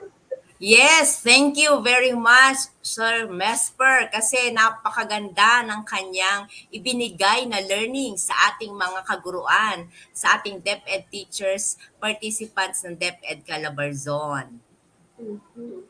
So magbabasa tayo ng konting message ng kanilang pasasalamat, Teacher Julien. Yes, From ma'am. Ma'am Alani Almazon. Thank you po sir sa napakagandang paliwanag with exclamation point. Yan, Ma'am Alani, thank you. So maraming lumalabas sa ating chat box, Teacher Julien. Kaya lang syempre hindi natin lahat mababasa. From Ma'am Marlene Coronel, thank you so much, sir. Amazing talk. Yan. Thank you very much, Ma'am Marlene. And from Sir Menard Rosales, thank you po, sir, for that very comprehensive discussion. Maraming salamat po. Teacher Julien. Yes, ma'am. Ayan, another one from Sir Louis Policarpio. Ganda naman ng last slide. Watching from the Dapan Elementary School, San Pablo City. Good morning po, Sir Louis. From Ma'am Josephine Carino. Thank you po. Hashtag Amazing Raise Up. Thank you, Ma'am Josephine. And Ma'am Rowena Glorioso. Mapagpalang umaga po sa lahat. Salamat, sir. Para lang pag-ibig at pag-asa, IS SDO San Pablo City. Thank you, Ma'am Rowena. Teacher Ma'am. Julien, ang ganda ng pangalan ng school, Yes, ma'am.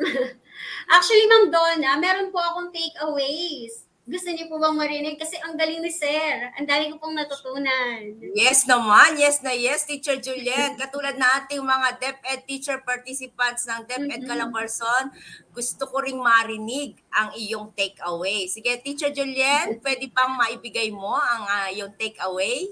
Yes, ma'am.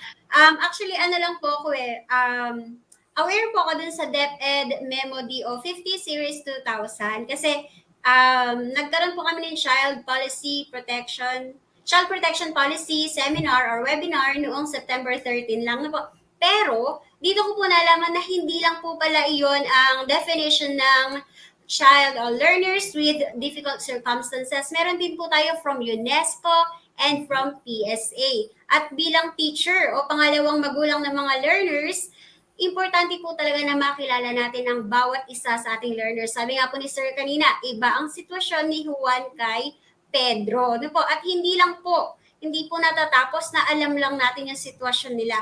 Dapat gumawa po tayo ng paraan upang matulungan sila na malampasan or mapagaan man lang kung ano man yung sitwasyon na kinaroroonan nila. Yun po, ma'am. Thank you. Teacher Julien, napakaganda na iyong takeaway. Maraming salamat. Natutuwa niya si Sir Mesper. Sa palagay ko, nanonood siya ngayon at nakikinig.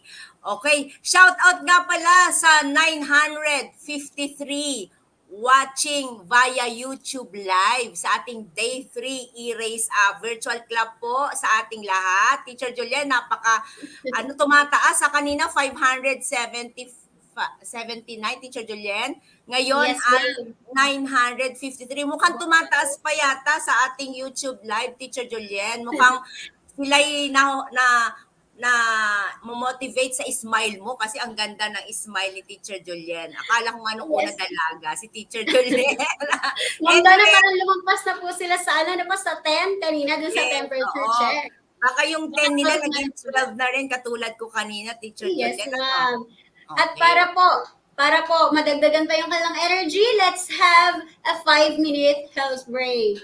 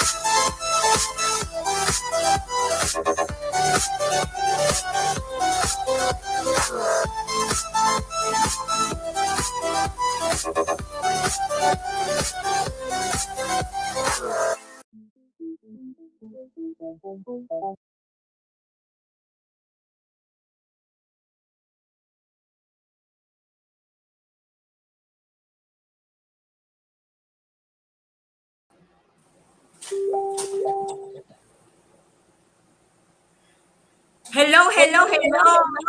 Teacher Juliet, how are you? I'm fine, ma'am. Nakapag-merienda na po. Ako rin. Chocolate muna ng konti para talagang may energy. How about kayo yung ating mga teacher participants? Baka yung iba dyan ay nagmerienda, nag-snacks, nag-juice, nag-tubig, nagkain ng konti.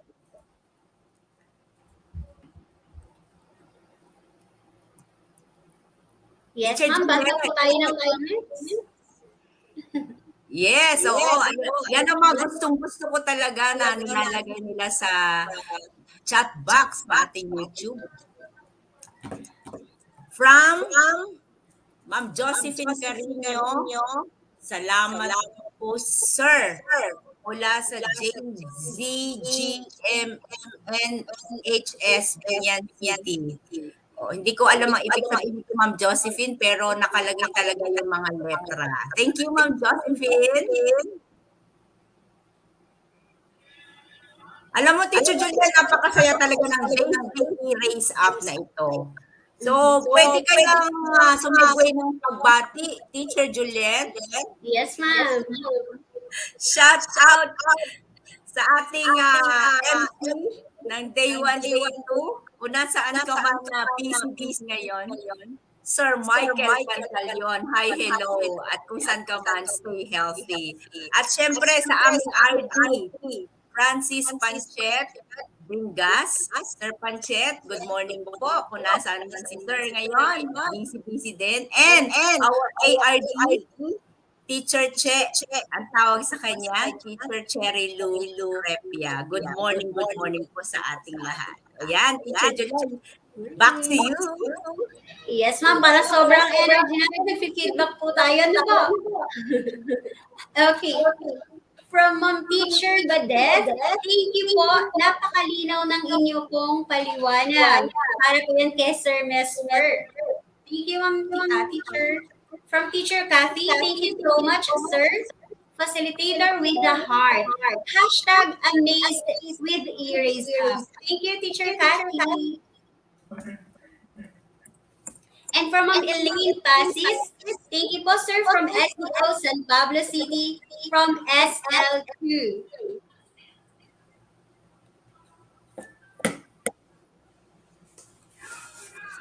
Ayan, Teacher Julian, okay na ba ang ating mga greetings? And now we are giving this virtual floor to our second learning facilitator, Ma'am Mary Grace M. Kabili, Principal from Buenaventura Alandi National High School, SDO Tayaba City. The session title, Showcasing Teaching Strategies in Addressing the Needs of LDCs. Go, go, go, Ma'am Grace!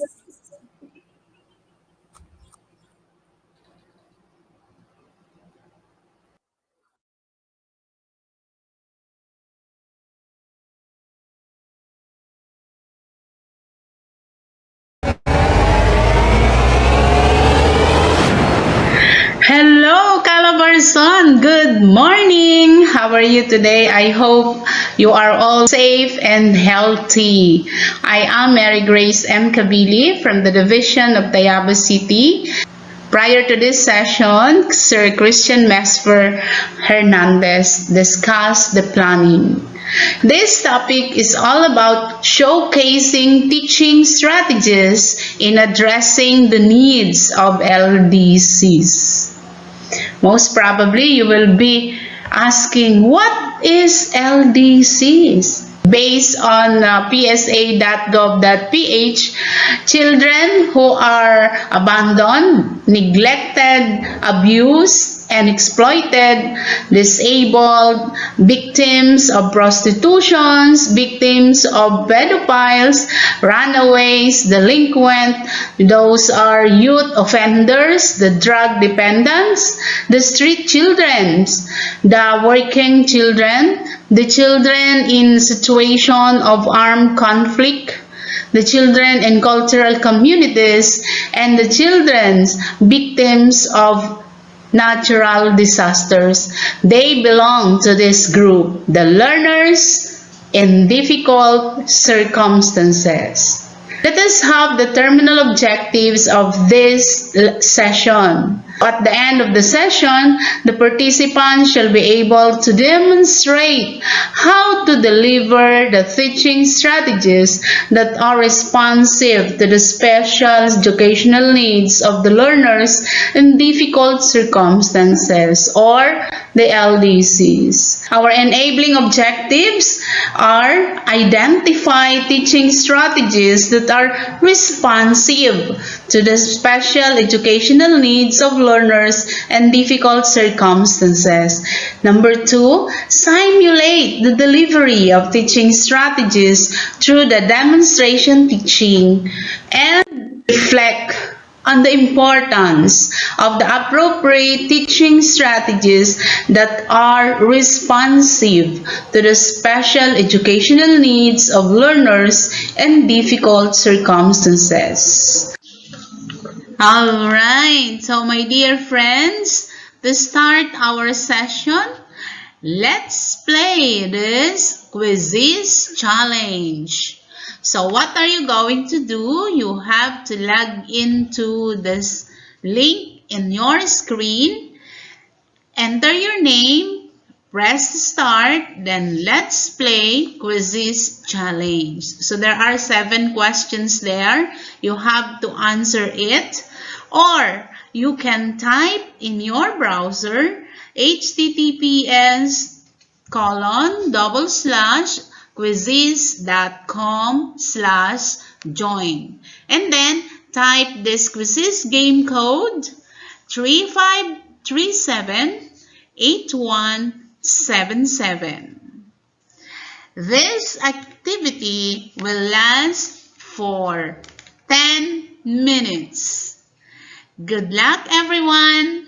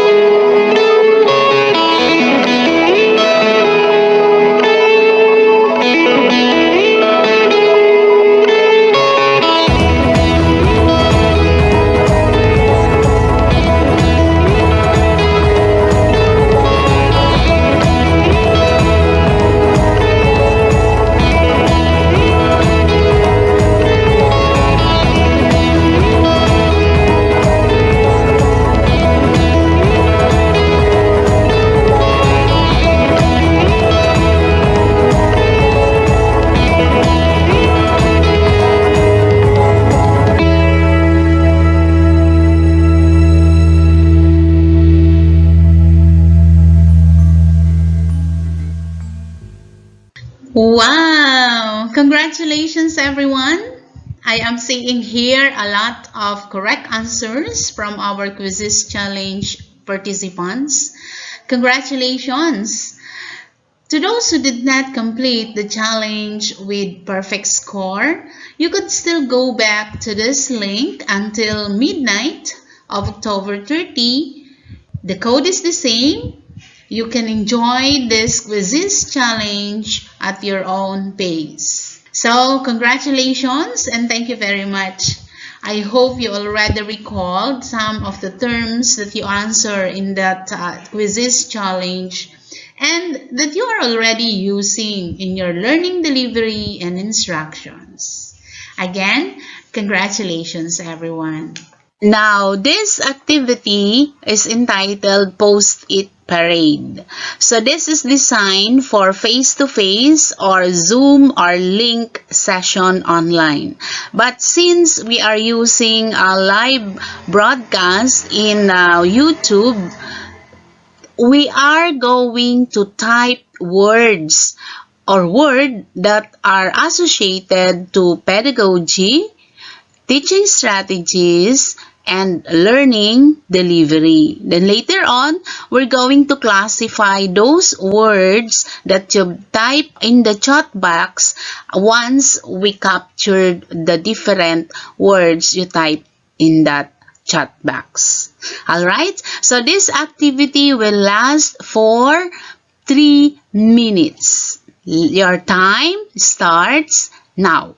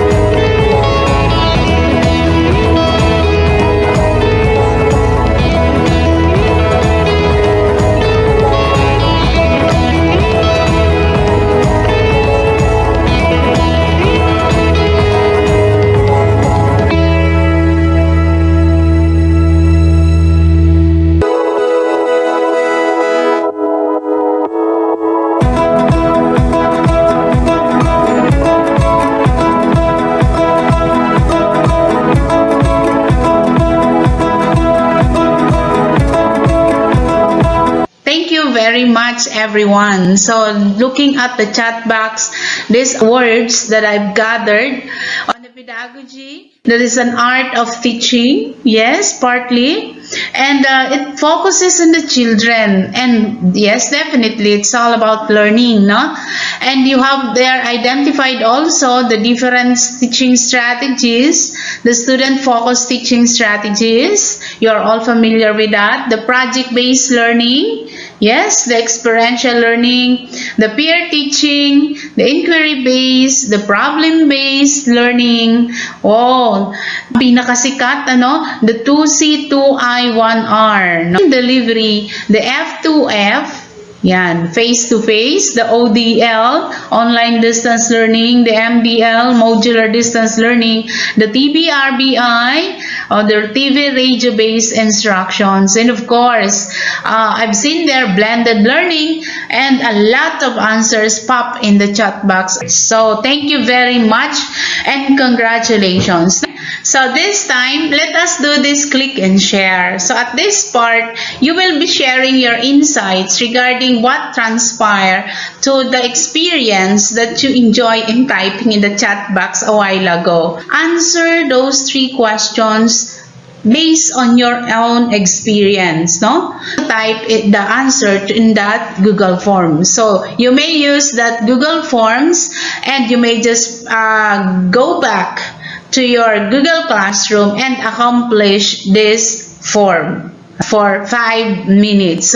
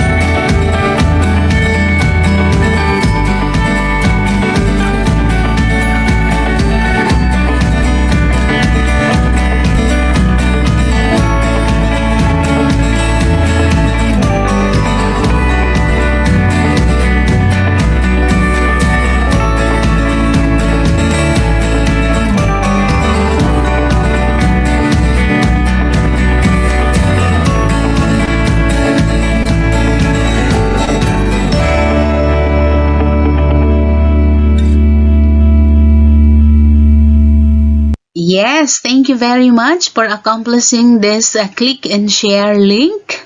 I hope you enjoy and you really share your insights about the answer to the guide questions. Now let us find out the answer to this question. What is pedagogy? Although you know this already, let us just review. No? So, when we say pedagogy, this means the arts of teaching or making things learn.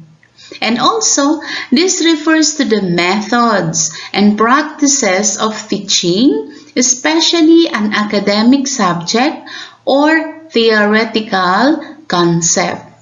So let us not forget that pedagogy revolves around planning, delivering, evaluating of the subject matter resulting in behavioral changes of the learners. So when we say pedagogy, it refers to the study of teaching approaches, how they affect our learners. Pedagogy is a form of educators teaching beliefs and concern, the interplay between culture and different ways to learn. To achieve the goal of every teaching learning process, the following should be considered. Teaching strategies, methods, models, behaviors, devices, aids, styles, skills, processes, and attitude. Now, let us discuss it one by one. So, teaching strategies, these are the methods are the techniques that a teacher will use to support their pupils and students through the learning process. So we identify different teaching strategies a while ago where you type in the chat box, those are the teaching strategies. The 2C, 2I, 1R, the experiential learning, the collaborative learning, and the different teaching strategies that we use in face-to-face and in the delivery of this LDM, different LDM at present. Okay? Now, teaching methods are chosen to accomplish specific objectives. Methods are not universally more or less effective. They are more or less appropriate for the learning objectives, the students' needs, and the different learning environments or modalities. Teaching methods can either be teacher-directed or student-directed. So we have so many teaching methods. An example are project-based, problem-based, collaborative, inquiry-based, case studies, discussion, lecture discussion, the Socratic questioning, flipped classroom, the interactive lecture, and too many methods that you can apply in the delivery of the teaching learning process in the different learning modalities. The next one is teaching models. So when we say teaching models, they, according to Joyce and designed a procedure for implementation of any instructional model. These are the fundamental elements of teaching models. So first, focus. Another one is syntax, social system, the principal reaction, and the support system, and of course, the application. So, central aspect of teaching models, the objective of teaching, models in action, the steps, the relationship between the students and the teacher, that is the social system. Principles of reaction, this is the teacher-students responses. Support system, this refers to the additional requirements that the teacher believe that will capacitate the learners and it will add and it will improve the learners' learning. No? And application, learner is able to apply the learned things in different different situation. So that is the fundamental elements of teaching models. Now, teaching behavior, we are going to consider these different teaching behaviors. Review of skills already taught. So either you will review it in the whole class, you will do it in a small group, or individual. No? Another one is using the direct instructions. This will improve the learner's behavior skills, academic skills, social skills, and coping skills. So review specific social skills taught and teach the students to raise hand instead of calling out. That's a very simple teaching behavior that we should inculcate to our learners. Then, of course, to address this LDCs, we have to provide extra tutoring or pre-teaching of the different lessons that you are teaching to them. Of course, the most important, you have to cope with the capacity of the learners to learn how to learn. So teach slowly, no? As to the capacity of the learners. Okay? Now, another one is the teaching devices. Since when we are in a pre-service teaching, we all know the teaching devices. But why teaching devices? Why do we use teaching devices? And what is the importance of teaching devices in process of teaching learning, no? In pedagogy? So to teach something more thoroughly, we use the teaching devices. This creates a sustaining interest among learners, and this is also means of integrating learn by other means, no? And as a means of bringing with the experience in understanding of children something which is new to them. So this includes presentations and also simplified forms of the different teaching devices that we use in the teaching learning process. Another one is the teaching aids. Let us review why do we use teaching aids. So teaching aids, these are useful to reinforce what you are saying. This also ensure that your point is understood by the learners. This signals what is important or essential. It also enables the learners to visualize and experience something that is impractical to see or do in real life. So engage students or others in this learning process, and it also facilitates different learning styles. So that is how important the teaching aid. Now, what is teaching style? Teachers develop a teaching style based on their beliefs about what constitutes good teaching. Personal preferences, their abilities, their norms and standards for a particular discipline or subjects. No? Gracia in 1996 defined teaching style as a particular pattern of needs, beliefs, and behaviors that teachers display in the classroom. So some believe classes should be teacher-centered, but at present, we impose that classes should be learner-centered. So these approaches affects the entire student learning. Okay, so with regards to the teaching skills, process, and attitude, this refers to the key essays that we transfer to the learners.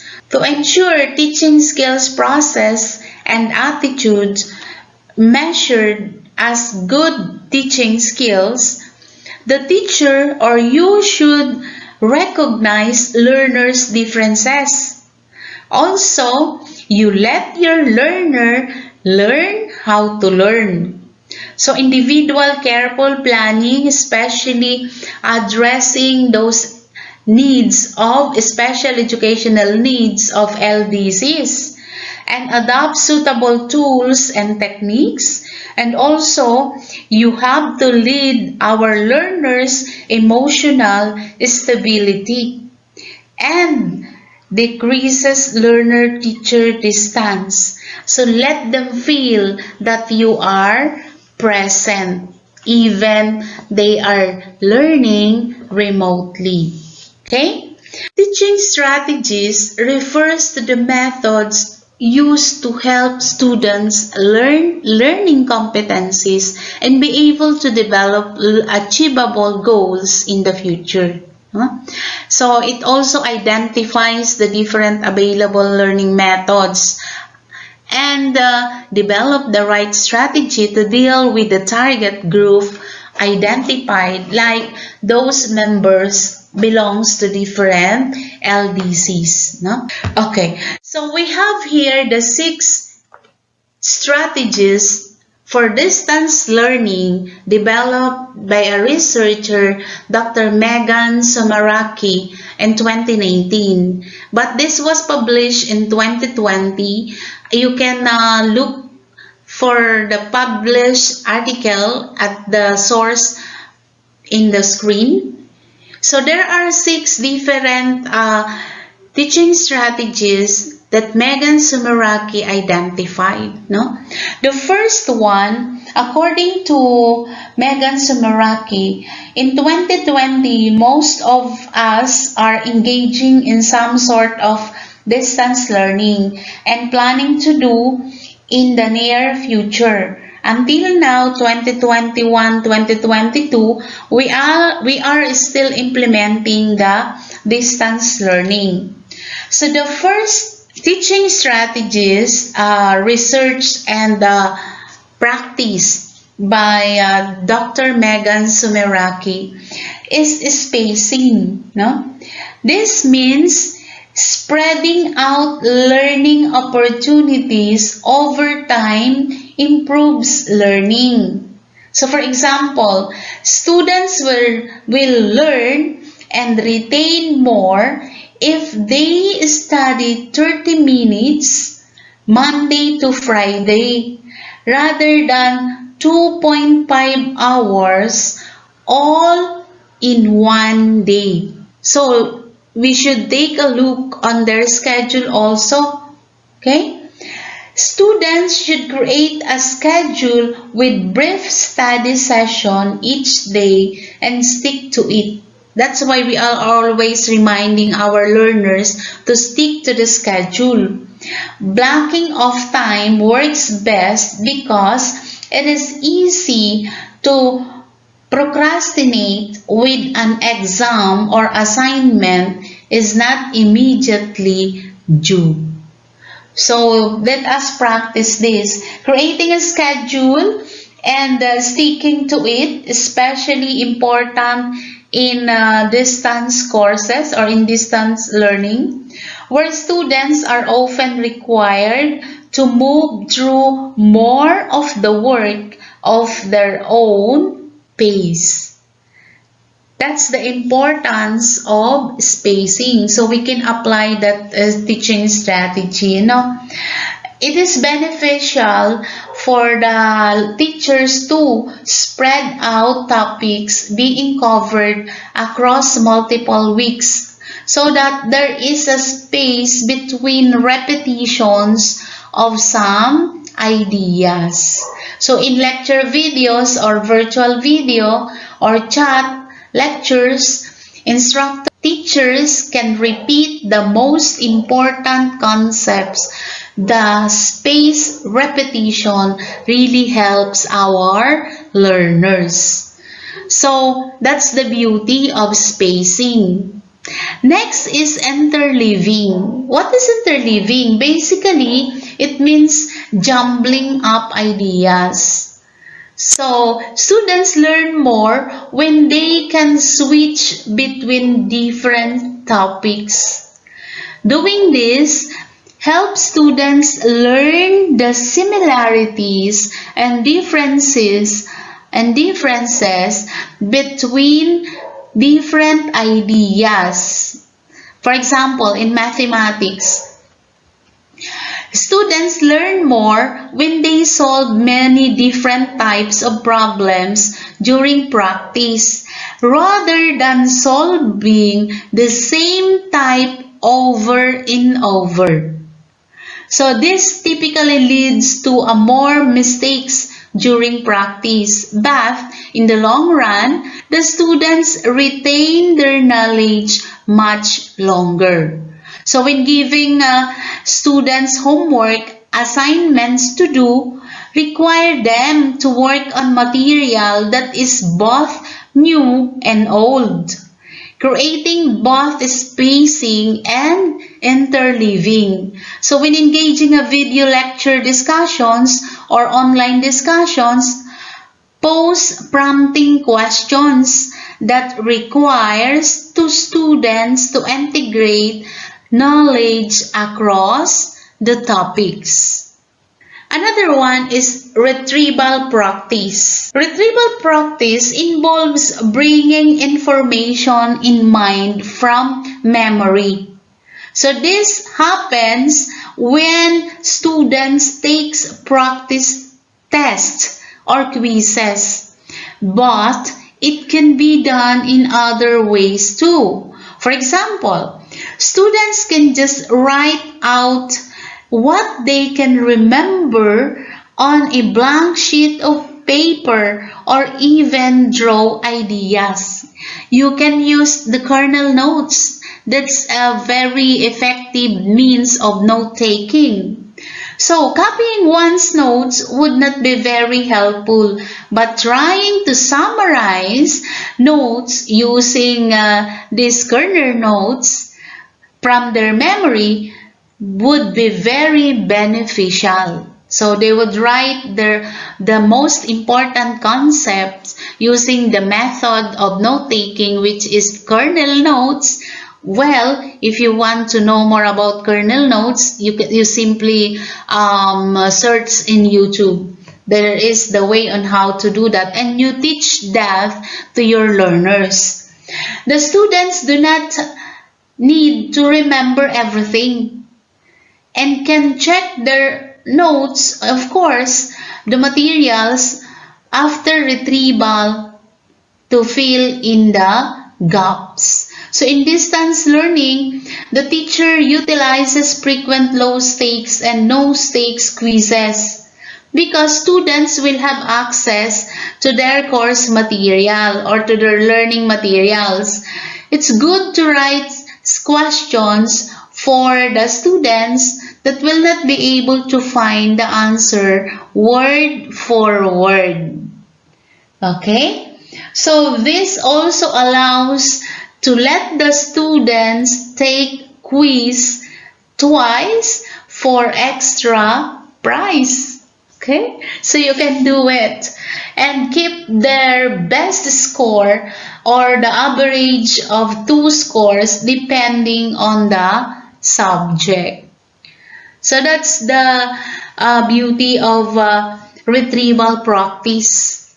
So you give more practice sheets or enrichment activities to the learners and you let them practice. The fourth one is concrete example. From the word concrete, so it is similar to authentic learning, no?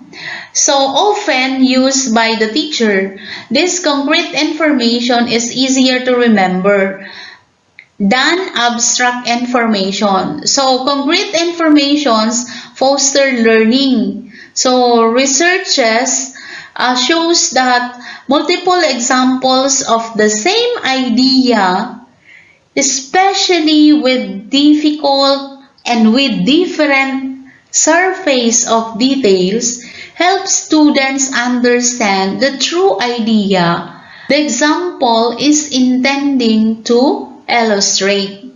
So this is because learners tend to remember examples, Students later may remember. So this is an example. Imagine teaching our learners about scarcity. So using airline tickets as an example.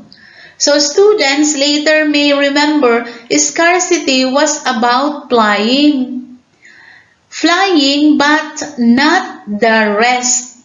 Using other example that have nothing to do with tickets like water during drought, or making the link between the examples of explicit for the students help them understand the underlying abstract idea. So multiple concrete examples can be used in the lecture videos.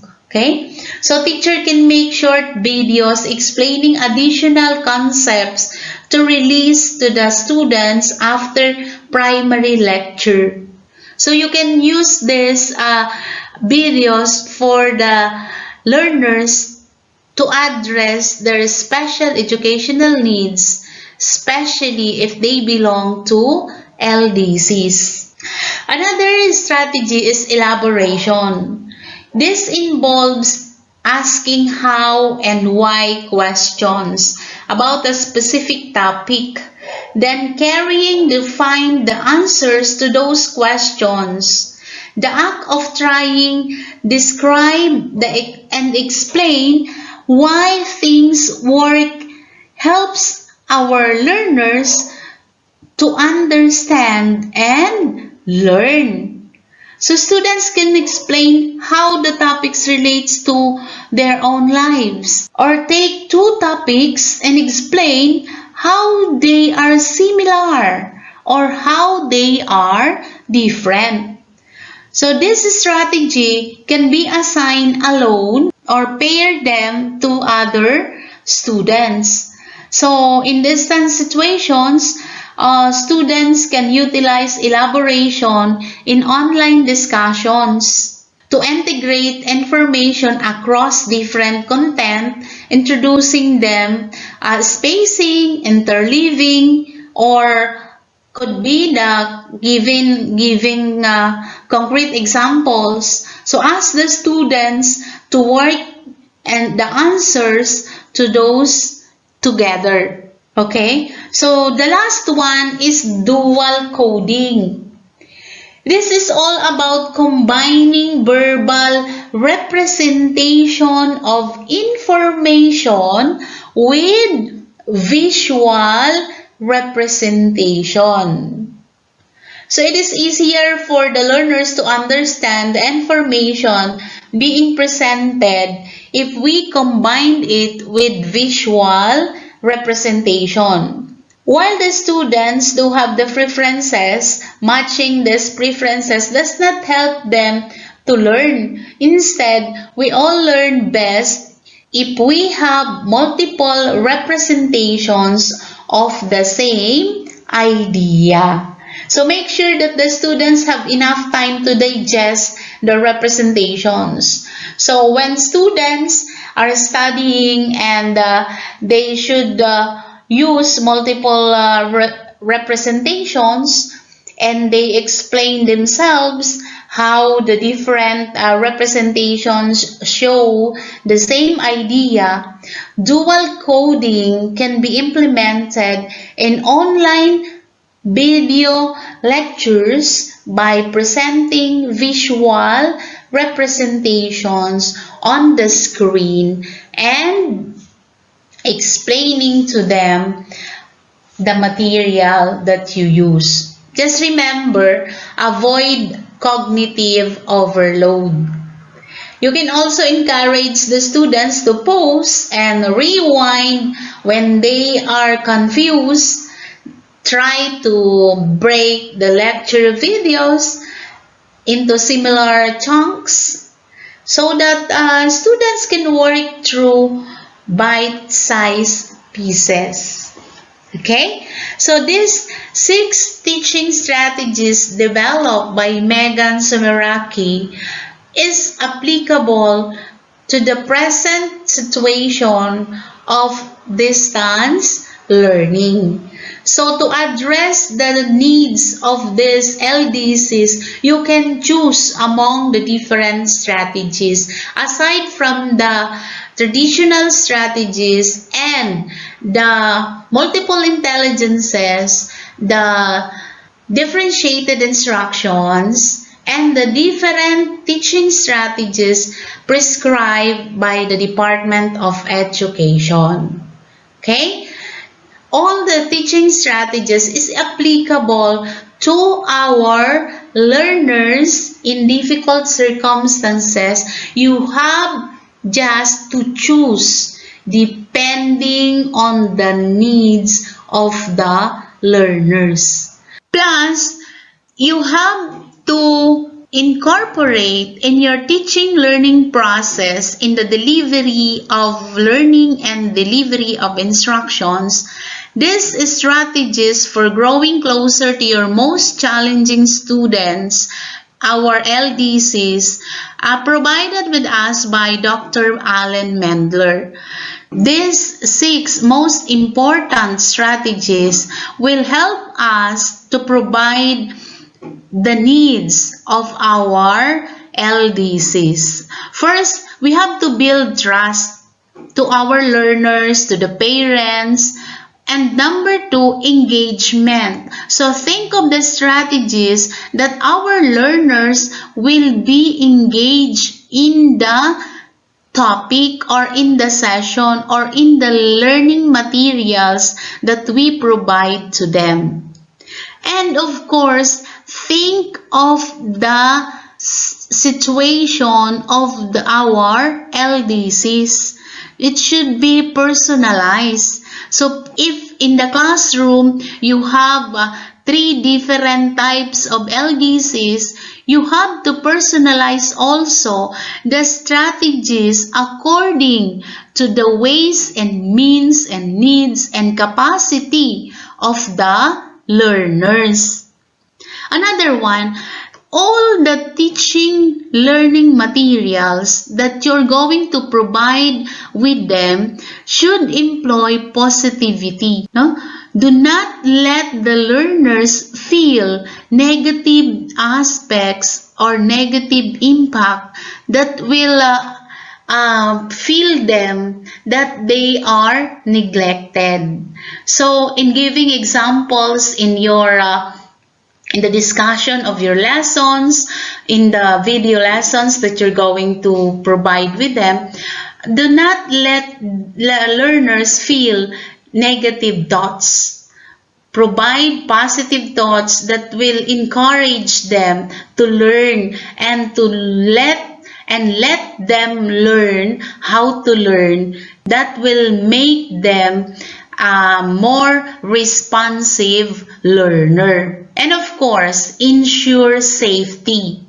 Safety in a sense that if there are performance tasks, always remind the learners to keep safe, ensure that PPEs are present or available, and also provide them with the different scenario that would feel them that they are safe, and it will provide them a feeling of safety. And also, help them reveal what they consider fun. That's why we have these multiple intelligences by our experts, no? And we use multiple intelligences according to the HATs of these LDCs. And we also use differentiated instruction depending on the needs of our LDCs. Alright? So what is learning delivery? So this refers to a learning delivery modality where learning takes place between the teacher and the learners who are geographically remote from each other during the instructions. And we have identify different learning delivery modality that we are implementing right now, since face-to-face is not yet encouraged, although there is a memorandum that we will have selected and voluntary face-to-face, but still distance learning modality includes the following. So modular distance learning, either it is digital or printed, or online distance learning, or TV or radio-based instruction. It will be also blended learning delivery modality or face-to-face learning delivery modality. So whatever the type of learning delivery modality that the LDC choose to enroll in your schools, so the different teaching strategies that will fit to their special educational needs should be considered. So it is applicable, the different teaching strategies is applicable to all distance learning delivery modality. So we are just going to have some twists to the teaching methods, to the teaching aids, so to the teaching devices that we're going to use, and to the teaching styles. But still, whatever the distance learning delivery modality that the learners opted to enroll in your school, make sure that you're going to address their special educational needs. Alright? Okay, so we are now here in this application phase. Show me. This time, you're going to watch a video demonstration teaching wherein there are some of the teaching strategies will be presented in that video demonstration teaching, and you are going to accomplish the COT forms focusing on indicator 2 only, planning and delivering of teaching strategies addressing the special educational needs of our learners. So when you click this link below, you will see there the rubrics wherein you're going to tick from 3, 4, 5, 6, 7. So highest score is 7, as if you are the rater, and you also write there your comments and suggestions. Okay? Now, I would like to introduce to you our Proficient teacher from Buenaventura Alande National High School, our TVL teacher, a writer of Kukiri and the region. We are proud to present to you our demonstration teacher, Sir Michael Banyes. Take it away, Sir Michael.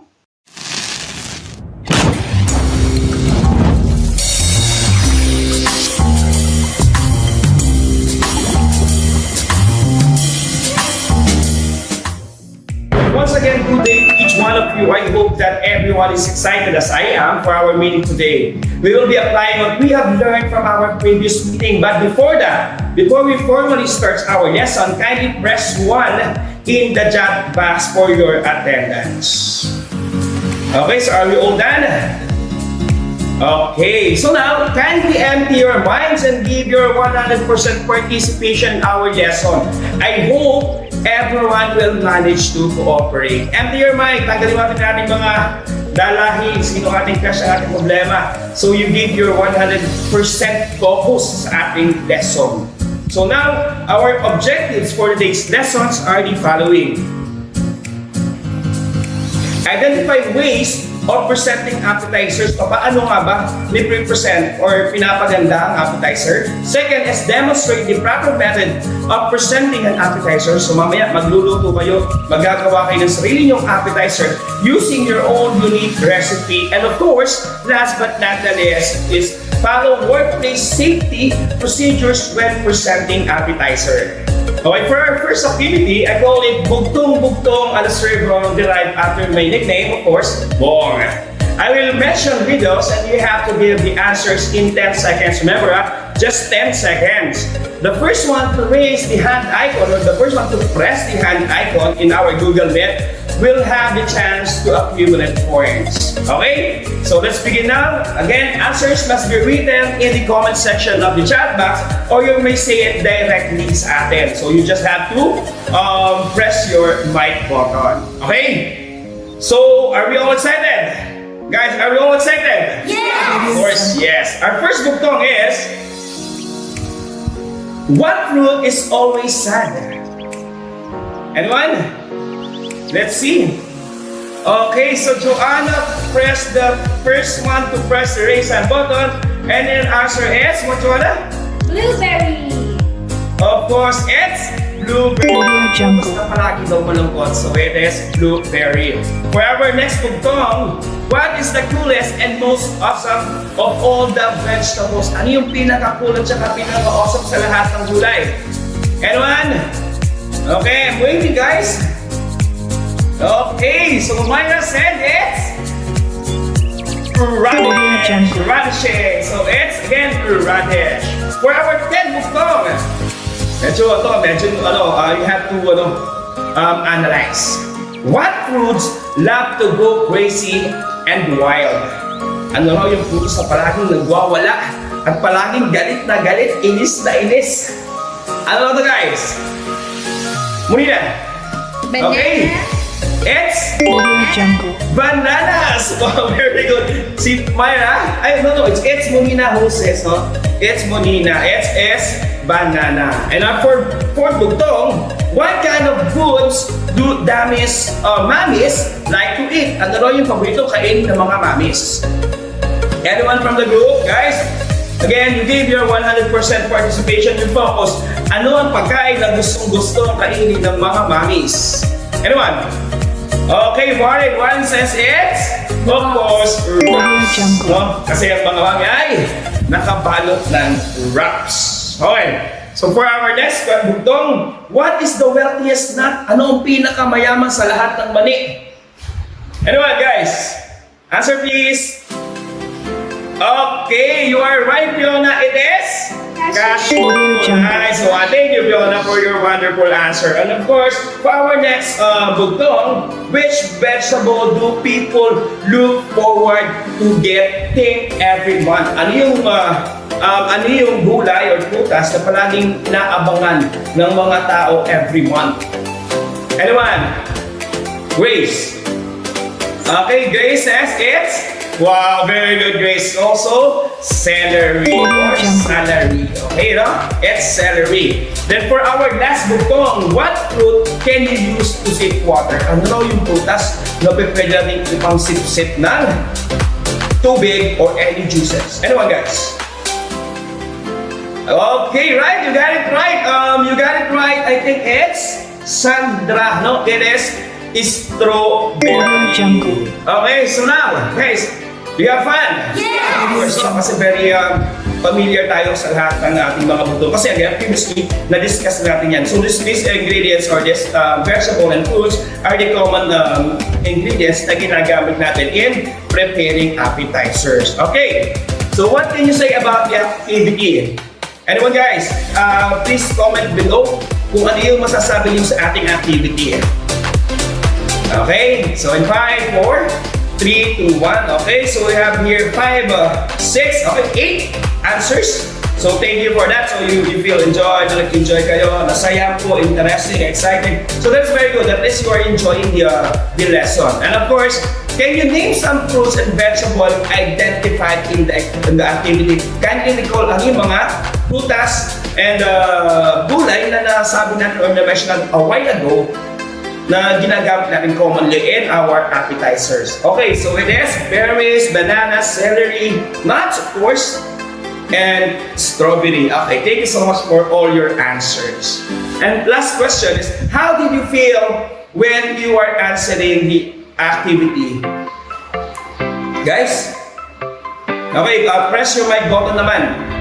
One answer. Okay, I'll call name, Miss Myra Flores. I am feeling happy, sir. You are feeling happy, masaya, no? You are happy kasi? Why? It's interactive po kasi yung game. Okay, very interactive. And the activity itself, yan kayo parang ini-encourage yung tuwing na mag-isip. It is not just a one-way activity. Kasi kayo mismo is nagpa-participate and your brain cells are moving, of course. Okay, so do you want more? Of course, we have one more activity here entitled Sagot or Lagot. The mechanics of the games are the following. I will flash pictures of common ingredients needed in preparing appetizers. From that point, you have to identify what appetizers will be made out of that ingredients. But this time, it will be more exciting kasi since you are no longer a child, hindi na kayo mga bata, no? If you give the wrong answers, you have to name or correlate the name of your crush or the one who caught your attention in our classroom to an appetizers. For example, crush ko si Myra. Okay, my crush is, she is like a chili fingers because she's like a dynamite who made me explode whenever I am seeing her. Okay, something like that, no? She's like a banana, no? Fresh pag umaga, haggard na paghapon. Okay? So those are just example, no? It's up to you kung ano yung mga adjectives, kung paano i-describe yung inyong crush or the one who caught your attention sa ating klase. If you give the wrong answer, again, you have to name or correlate your crush to an appetizer. Okay? Let's start now. Okay, for our first puzzle, ano yung ingredients na mabubuo, anong pa-appetizer ang mabubuo mo out of chili fingers and minced pork or giniling na baboy? Anyone guys? You may start posting your answers sa ating chat box. Okay, you are right Myra, you are right Joanna, also Sing is also right. Munina, you are right. Fiona, and of course, Grace, you are right. How about the rest? Okay, thank you. It is dynamite. Na very famous sa ating mga tayabasin. For our next puzzle, what appetizer you will be create if you mix tahong or mussels plus cheese and some onion, bawang, celery. Okay, start posting your answers. Okay, you are right, Joanna. It is baked mussels or baked tahong. Trivia guys, ang tahong is very rich in iodine. So magandang panlaban yan against thyroid glands or goiter. So I'm encouraging you guys to kumain ng tahong, especially boys, para iwas kayo sa goiter. Kasi karamihan sa mga nagkaka-goiter are yung mga hindi masyado nagkakakain ng tahong or kulang sa iodine. Okay, for the next puzzle, baby shrimp plus kasaba. Anong appetizer ang mabubuo mo out of baby shrimp and kasaba? Post your answers now. Okay, I'm seeing right answers from Fiona, from Myra, from Sing also. Grace is also right. Olive, Gerald is also right. It is Okoy. Na kung hindi ako nagkakamali yata is very local dito sa atin sa Quezon Province. For next activity or puzzle, what appetizers you will be creating if you combine crackers, spread, and some toppings or condiments. Okay, anong appetizer na pwedeng buuin out of this? Post your answers now. Okay, I am seeing right answers from Warren, from Jasmine is also right, from Rada, and of course Joanna, you are right. It is canopy. Or for the last puzzle, what appetizer is this? No, onion plus flour. Start posting. Okay, 1, 2, 3, 4, 5. 10 correct answers, 12, and dumadami pa and still counting. Okay, you are right. It is onion rings. Thank you guys. Sana nag-enjoy kayo sa ating activity. Okay, thank you for all your responses. Since this is a recorded video, for those students na walang internet access, you may write or jot down your answer in a clean sheet of paper, then send it to me via messenger para mas madali kayo makapag-comply. Okay? So now we will embark with the core of our lesson. Embark means, and what do you mean by embark? Okay, it means we will go on board or we will start our lesson proper, which is again presenting a range of appetizer. Then later on, that this new learnings will be applied to your own outputs. Again, sabi ko kanina, one of the objective of our lesson is to present. So kayo mismo, you will be presenting and demonstrate how to create or to make an appetizer. Okay, so are we all ready? Let's get it on, guys! Okay, so appetizers can be more appreciated if presented attractively. Like saying goes, the eyes eat first. No? Nauunang kumain ang mata kasi, di ba? It says na 60% ng lasa ng pagkain comes from our visuals. Ibig sabihin, pag maganda ang presentation ng pagkain, mas madali mo siyang magugustuhan or it will caught your attention. Okay? Great presentations is the process of offering the appetizers to guests these stylish and pleasing manners. So, kailangan maganda yan. Just like this one, guys, I have prepared some appetizers na which I plated, of course, no?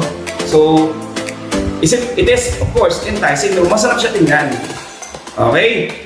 So, for the fundamentals of guidelines of food presentation, first, you have to focus on the balance. So, what are the balance? The rules for a good menu balance also applies to plating.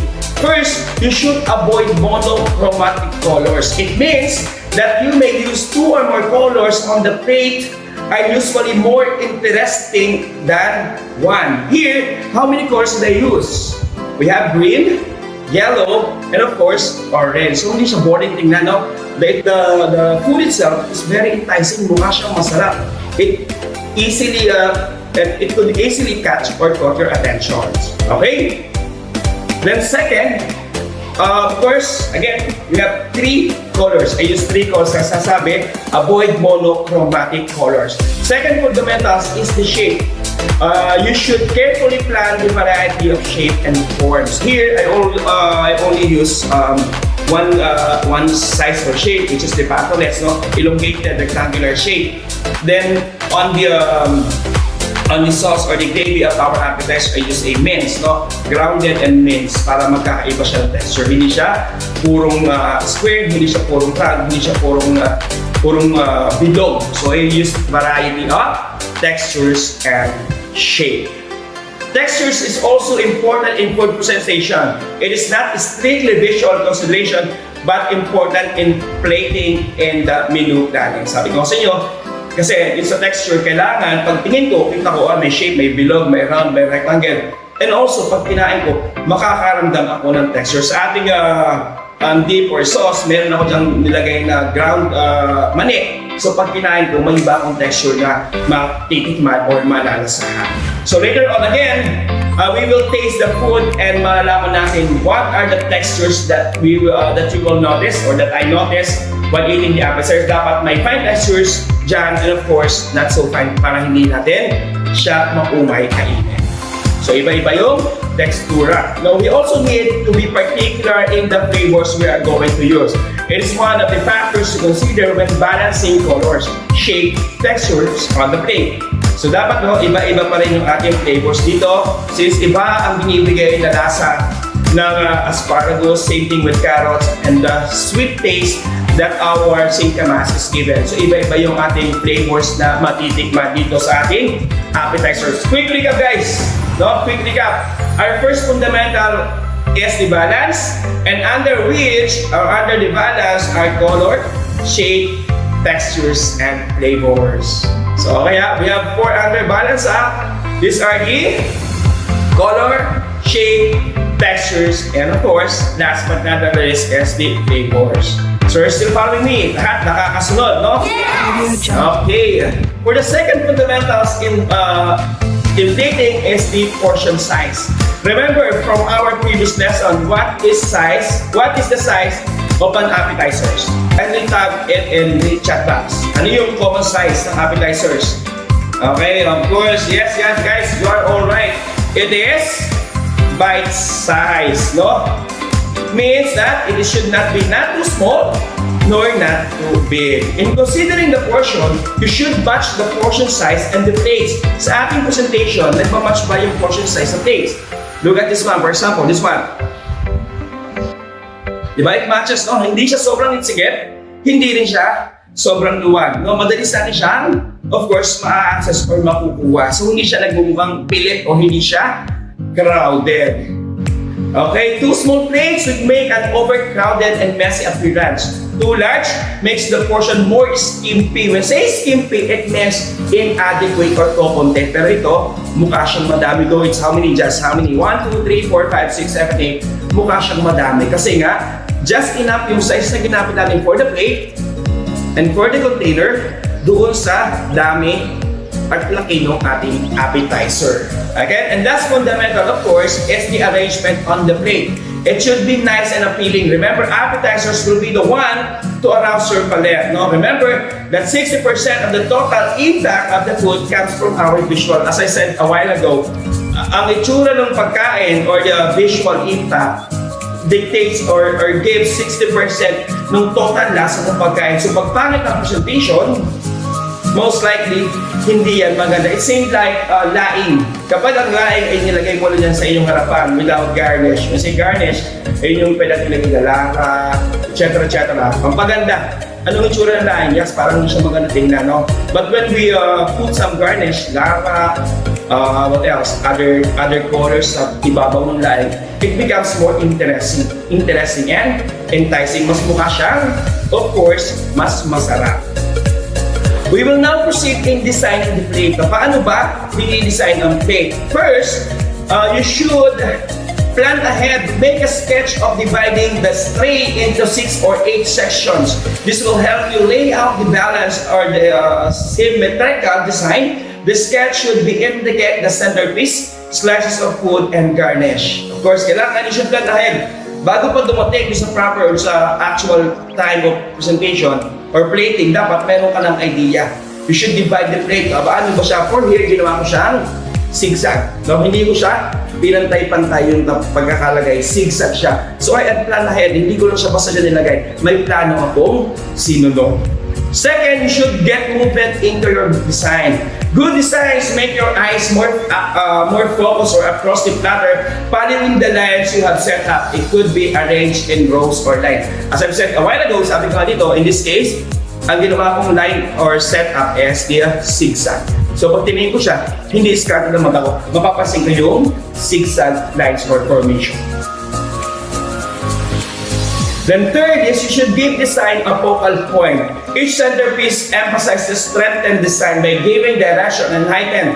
Note that the centerpiece is not always the center. Sa atin, guys, kung makapansin nyo, for this one, ano yung focal point natin dito? No? Ano yung unang mong mapapansin? Of course, it is the orange, no? Kita-kita, very heightened yung orange.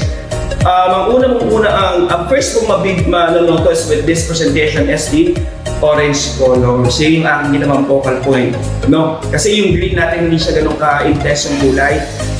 Though vibrant, pero hindi siya intense unlike the carrots. Of course, keep them in proportion. Uniform yan, guys. No?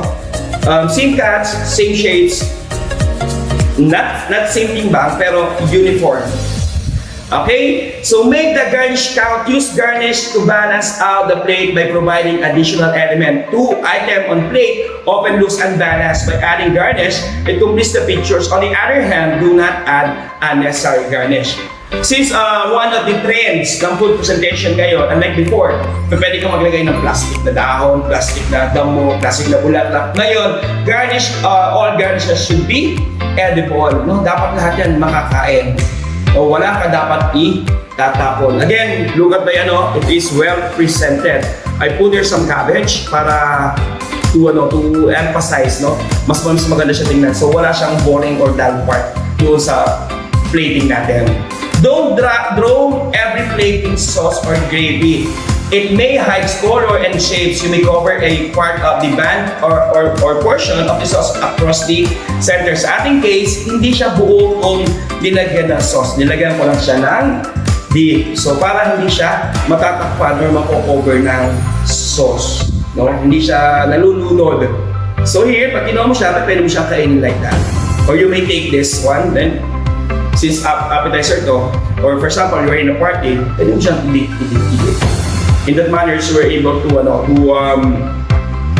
eliminate or to reduce the risk of acquiring diseases through, of course, transfer ng ating saliva. Second, the other fundamentals is keep it simple. Simplicity is more attractive than complicated design. Simple, I only use three colors. Then wala na akong nilagay aside from cabbage. Very simple. Pero still, andun yung evidence. Okay? Let the guest see best side of everything. Angle overlapping specs and wedge shape is toward the customers, and the best side of each side is facing up. So kita, no? Hindi mo kailangan tingnan siya on other or left or in front, on right or on side. No, kasi pag tingin ng guest, kita mo yung buong angle ng presentation ng pagkain. Then short recap again. There are three fundamentals in food presentation. First, again, is balance. Then under balance is color, shape, texture, flavor. Second fundamentals is the portion size. And of course, the last is the arrangement on the plate. Okay, so welcome back. Since you are all done, kindly take photos of your output, then isend natin sa ating chat box para makita ko ngayon kung sino yung nakagawan for those who were able not to perform. Okay? Okay, so for additional activity before we call it a day, you will just list all the ingredients you use in preparing the appetizers. You will make costing on your output using a 60% buffer. 60% yung allowance natin na gagamitin. And for those who don't have the internet, again, you may write it on the piece of paper, then send it or bring it on the next meeting, or ipadala nyo sa inyong mga magulang para dalhin sa school, or you may use WPS, then upload it in our chat room. If you come up again with the wrong solution and write computation, you will receive a 5 points deduction, and of course vice versa. Your costing will be uploaded in our Google Classroom for those who have internet connection or access. Once again, thank you so much and God bless.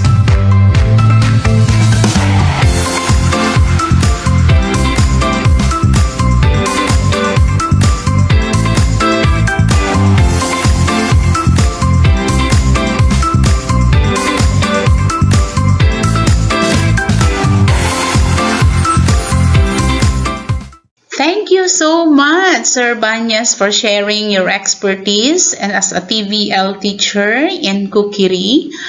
I hope you accomplished the link in your Google Classroom on the presentation of this video lesson of Sir Banyas. Again, thank you very much and congratulations, Sir Banyas. I hope that a video demonstration teaching inspires you how to teach at some learners that belongs to LDCs. Alright?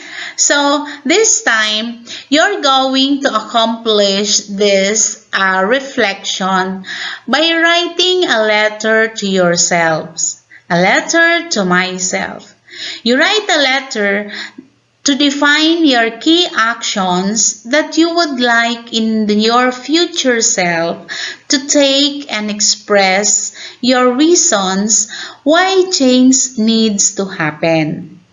Include your future actions in delivering appropriate teaching strategies responsive to the special educational needs of your learners in difficult circumstances. You may send your letter to yourself via email or postal email and send it also to SDO official email address so that they will know that you really accomplished this task.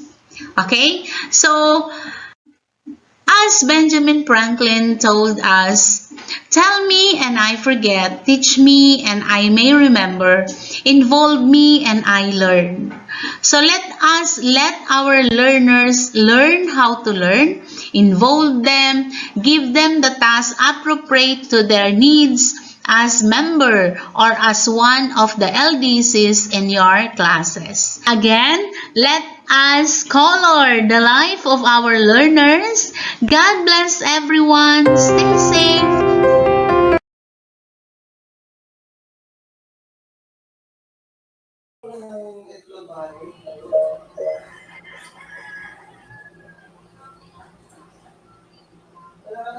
Yes, thank you very much, Ma'am Grace. Thank you very much, Sir Michael. And thank you very much, Sir Mesper. Teacher Julian? Yes, ma'am. We encourage the teacher participants to type in their questions or clarifications on our chat box po. Ano po?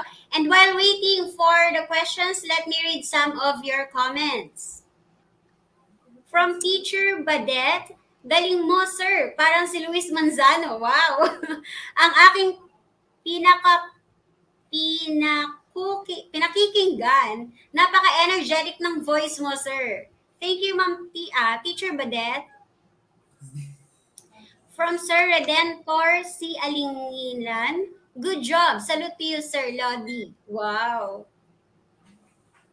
Another one from Sir Louis Policarpio, ang husay ni Sir. #mine. Na-inspire ako sa strategies na ginamit ni Sir. Mukhang masarap din ang niluto ni Sir. Yes, ang galing ma'am nung nung mga riddles. Yes, ako nag-enjoy. Yes, ma'am. From Chur Joy 14, ang galing ni Sir, nawala ang gutom ko. Ha ha ha. Wow. Nabusog si Ma'am. And from Ma'am Michelle Di Makulangan, very energetic si Sir. From the beginning up to the end, ang husay. Yes, Ma'am. Thank you, Teacher Julien. Ayan, pa-shoutout muna tayo sa ilan na ba tayo lahat dito. Nako, tumataas ang ating numero. Biro mo kanina, 500. Tapos, ito na ang latest. 879 pa-shoutout po sa lahat ng DepEd teacher participants ng DepEd Calabarzon. Diba, Teacher Julien, napakasaya. Positive ang kanilang mga reaction. Ayan, magbabasa muna tayo ulit ng mga kanilang mga greetings at ang kanilang mga comments from Miss Enya Gonzalvo. Thank you, sir, for the very enjoyable session. God bless po. Yan. Thank you, Ma'am Enya. From Ma'am Marites Aquino, very energetic ng voice, nakaka-motivate sa mga learners. Yan. Thank you, Ma'am Marites. Ayan, napakarami pa nating makikita at mababasa. Meron pa yan. Sir Raul Guerrero, sir, ang galing naman ng demonstration, galing ng strategies. Clap kay Sir Michael Banyes. Dinugtong ko na yung pangalan ni Sir. Ayan, from Ma'am Micaela Mendoza. Sana marami pang menu para dagdag kita na rin ngayong pandemya. Yes, Ma'am Micaela, dadagdagan pa natin ang mga menu. Thank you very much. And from Sir Randy Reyes, nag-enjoy po ako. Kompleto pa sa props si Sir Michael Banyes. Ayan, kompleto talaga. Teacher Julia, napakasaya talaga ng ating araw ngayong day 3 sa E-Raise Up. Ayan, oo.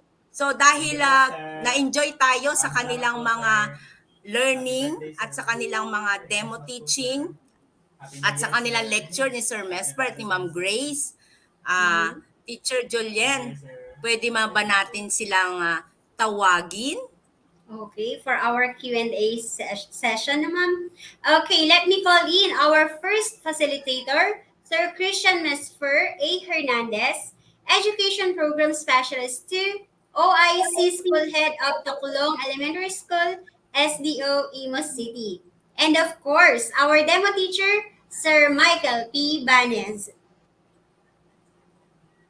Teacher Julian, si Sir Michael P. Banyes ay TVL teacher from Buenaventura, Alandi National High School. Ayan. Teacher Julian, si Sir Mesper yata naka-off cam o talagang mahina ang cam. Mag-greet muna. Mag-greet muna tayo, Sir Christian Mesper Hernandez. Sir, good morning po. Hello po. Loud and clear po ba? Ayan. Yes, sir. Yes, sir. Pero wala pong camera. Meron Pwede ba po. tayo mag-on cam, sir? Ha? Naka-on cam po ako. Wala po ba dyan? Black screen, sir, ang aming nakikita. Wait lang po. Lipat ko po. Pwede po si Sir Michael muna po. Si Sir Michael, ayan, sige, tama yan, Sir Christian. Thank you very much. Pwede mo na tayo lumipat kay... Ayan na, Sir Christian, naka-on cam ka na. Ikaw na. On cam ka na, Sir Christian. Ikaw na muna. Okay na po. Opo, Yes, sir. naka-on cam ka na, sir. Ikaw na muna Ayan, so mag-greet. magandang umaga po sa mga kasamahan po natin sa Laguna Province, and I believe kasama din po yung mga city divisions of Laguna. So magandang umaga po sa inyo, sa top management po natin, sa regional office, to our regional director, Sir Panchet Bringas, our ARD, Ma'am Cherry Ludemesa, sa bossing po natin sa HRBD, si Ma'am Luz Osmeña, mga co-learning facilitators po. At syempre po, ang pinakabida po sa araw na ito, yun pong ating mga proficient teachers. So magandang umaga po at salamat po sa pagtutok nyo po sa e-race app, and I hope marami po kayong natutunan, hindi lamang po sa sessions namin but the previous sessions din po. And congratulations po sa ating demo teacher kay Sir Michael. Again, good morning. Thank you, Sir Mesper. So, dahil si Ma'am Grace po ay nagpapahinga. Get well soon. Shout out to Ma'am Grace Kabili. Get well soon, Ma'am. Stay healthy, be well. At papakilala naman po at mag-greet naman po ang ating demonstration teacher na napakahusay at napakagaling, Sir Michael Banyes. Sir, greet muna tayo. Ayun po, good morning po sa lahat, and again po, ako po ay nagpapasalamat ng malaki sa appreciation na nakikita ko dito sa mga comments. Ang sarap po sa pakiramdam na bilang guro na na-appreciate ka ng ibang tao. Then of course, maraming salamat po sa aking principal dahil she allowed me to do this. Ito po ay gustong-gusto kong gantong ginagawa. Masaya po ako ng ginawa ko to, and most especially, thank you po kay Ma'am Myra Flores, ang aking master teacher, for she is the one who first stopped me para to do the challenge. And ako po ay at first ay takot, no? Kasi this is my first time. Though nagde-demo naman po ako sa school and division level, pero this is my first time to go out sa labas ng aming division, and I am so grateful kasi of 50 teachers, ako po yung napili ni Ma'am. And again po, I'm so grateful for that. Then again po, another thanks to Miss Joanna Javier. Ako po kasi ay mahina sa ICT. So, palagi po siya nandiyan si Joanna para ako i-assist. So, ang laking bagay for me to na mas madali ko na accomplish yung aking task. Then of course, sa Division of Tayabas, TVL Education Program Supervisor Sir Louie, si Ma'am Girly, and all the personnel. Maraming salamat po. Thank you so much po. Buenaventura National High School, then to Teacher Badet, as appreciation, Sir Mark Reyes, Crystal Bumbani, Louie Policarpio, General Trentino, Redentor Alingalian, Teacher Badet again, and Chef Joy, Ma'am Enya Gonsalvo, Ma'am Imelda Wang, and again, Sir Mesper, thank you sa appreciation. Ang sarap basahin ng inyong mga comments, no? Sobrang sarap po basahin. Yung comments pa lang, ako po ibusog na. So, yun lang po. Thank you so much po sa lahat. Ayan, Teacher Julien, talagang pinasada na talaga lahat ni Sir Michael Banyes kasi dapat pasalamatan live via YouTube ang kanyang mga naging kasangga. Ang nasa camera si Sir Michael, pero sa likod ng camera may mga tao dyan sa likod na tumutulong. Congratulations, Sir Michael, for that. Congratulations Anyway, po. Teacher Julian, may nakikita ka na bang mga question from the Yes, chat ma'am. box? Yes, ma'am. Meron na po tayo from Sir Louie Policarpio. #mine po kay Sir Michael. 2 questions po. Number 1, ano po ang factors na i-consider nyo sa pagpili ng strategies na ginagamit nyo sa demo teaching? Number 2, may i-consider nyo po ba ako? Ano yun? Char lang po yung number 2. Okay. So, 1 question lang po pala siya. Okay, si ano po yan po? Okay po. First po, inclination po ng bata. No, inclination ng bata. Kasi nowadays, kahit ang bata natin, actually ma'am, ito in reality in real life, ang bata ay laging online. No, laging online since kami po ay distance modular distance. So, once in a while, we are asking them na kasi ini-schedule po namin yung parang ang tawag namin is yung batian, greetings, and lesson. Ini-schedule po namin yan. We are asking them one day para magawa yung once in a while na batian na face-to-face. I mean, ang tawag doon, yung ganda po, virtual lesson. So first po is inclination ng bata, kakayanan ng bata, capacity. Ano bang resources meron ng mga bata? Kaya ba nilang i-provide yung resources, no? Third po siguro ma'am ay yung ano po, location. Location po, gaano po ba sila kalayo? Ano po yung distance? Ano yung factor to consider? Kailangan ba nila lumabas? Hindi ba namin sila puntahan? Ano yung trends? Ano yung uso? Kasi nga po, lahat po halos ng bata ay nagpi-Facebook, lahat po ng bata is into online. So i-maximize natin yung kanilang inclination, yung kanilang ano, kung saan sila nag-i-enjoy. So yun lang po.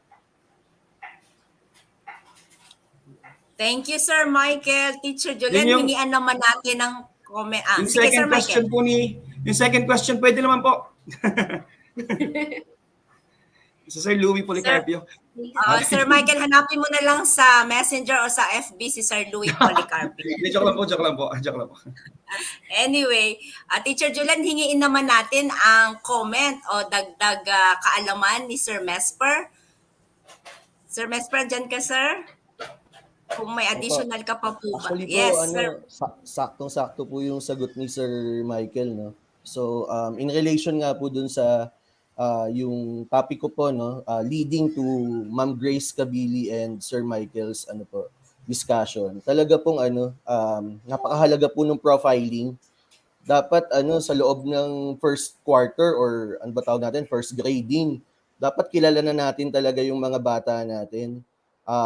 Syempre, iba-iba tayo. Minsan, 40 learners or 50, depende sa tinuturuan natin. And I do believe challenging talaga, lalo na yung sa modular learning modalities. Hindi po natin itinatanggi na mahirap po yun. Nauunawaan po namin kayo. But hindi rin po nawawala yung ating initiative na gawin pa rin kung ano po ang dapat nating gawin. So, in terms of our commitment, our dedication, or our passion in doing it, nasa sa atin na po yun, individually.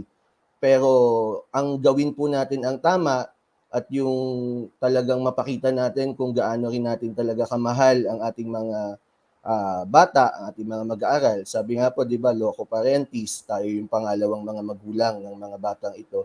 So, much is expected of us and less hassle, less pressure, magawa natin siya, pero at the same time, wag naman yung parang bigat na bigat tayo. Kasi pag po bigat na bigat tayo, lalo po tayong walang magagawa. So, one step at a time, unti-untiin natin. Hindi naman po sinabi na isang bugso ay magawa mo lahat ng dapat mong gawin. So, yun lang po. Thank you.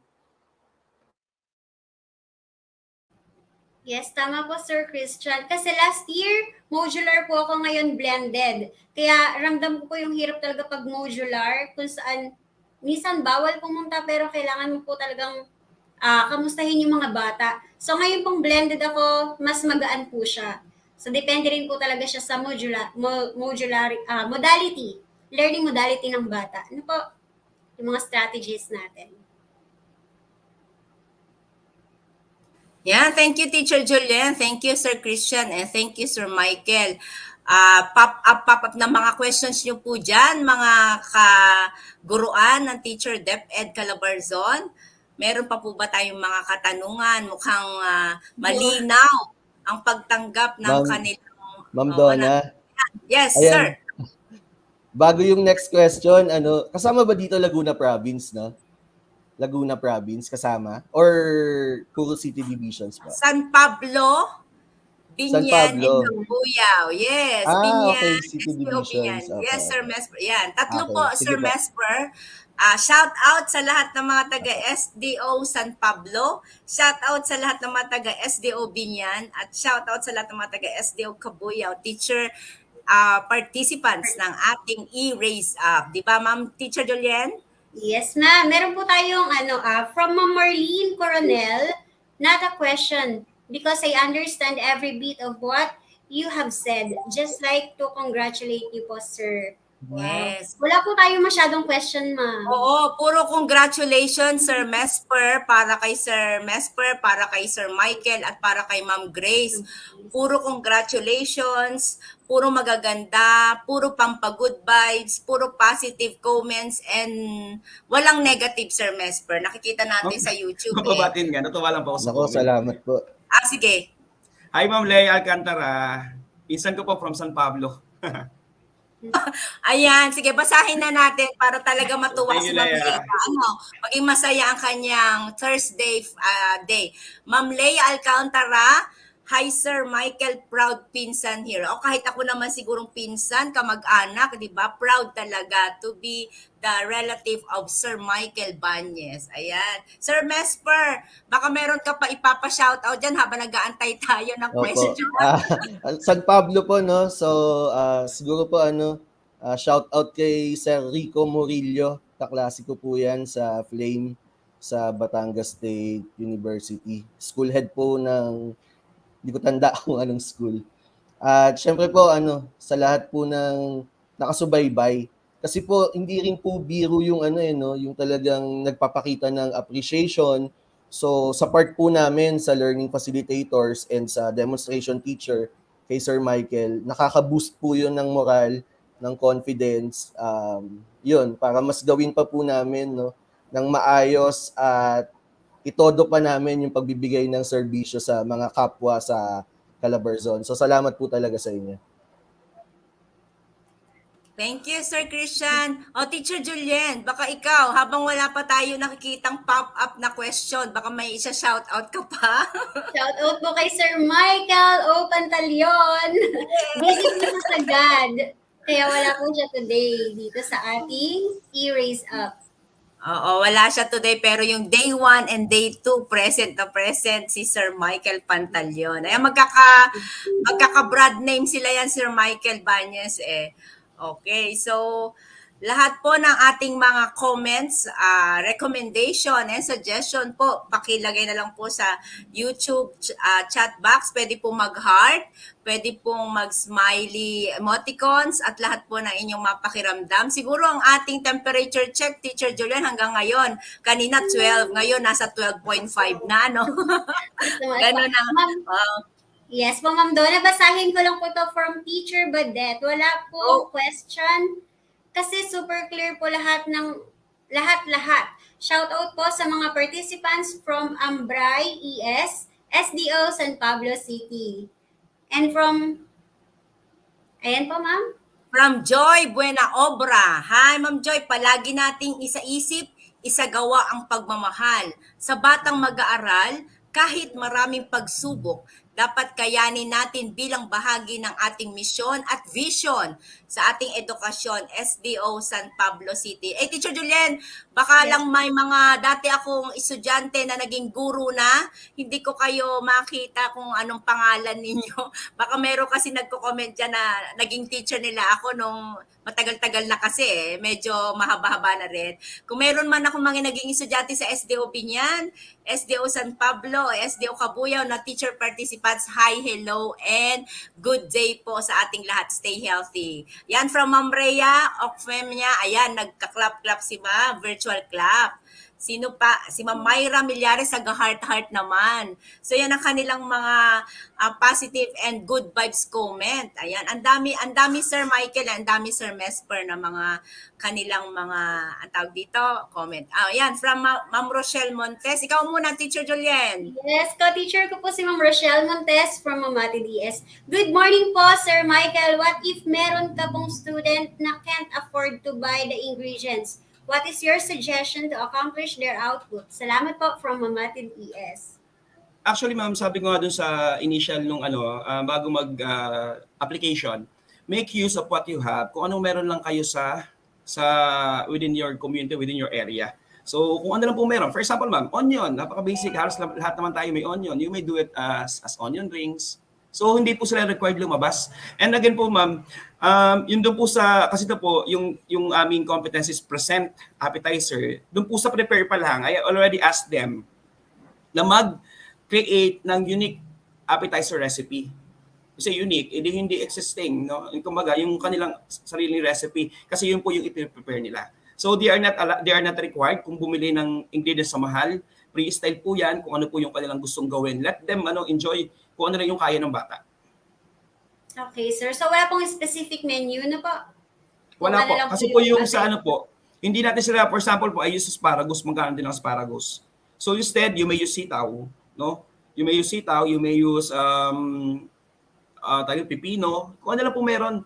No, hindi mo po natin sila pwedeng i-require kasi nga especially we are dealing with pandemic, bawal sila lumabas unang-una. Second, hindi naman lahat may pera or may trabaho.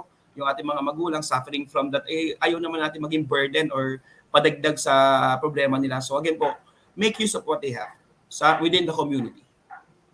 Okay, thank you, sir. Yes, Ma'am Donna, we have another one. Yes, thank you, Sir Michael. From Mr. Arnold Esquibias. Hi, sir. The demonstration is very effective in ODL classes. Likewise, we have to deal with the MDL learners and other unique learners. What strategy can you suggest for this kind of learners? Sir Michael, please answer.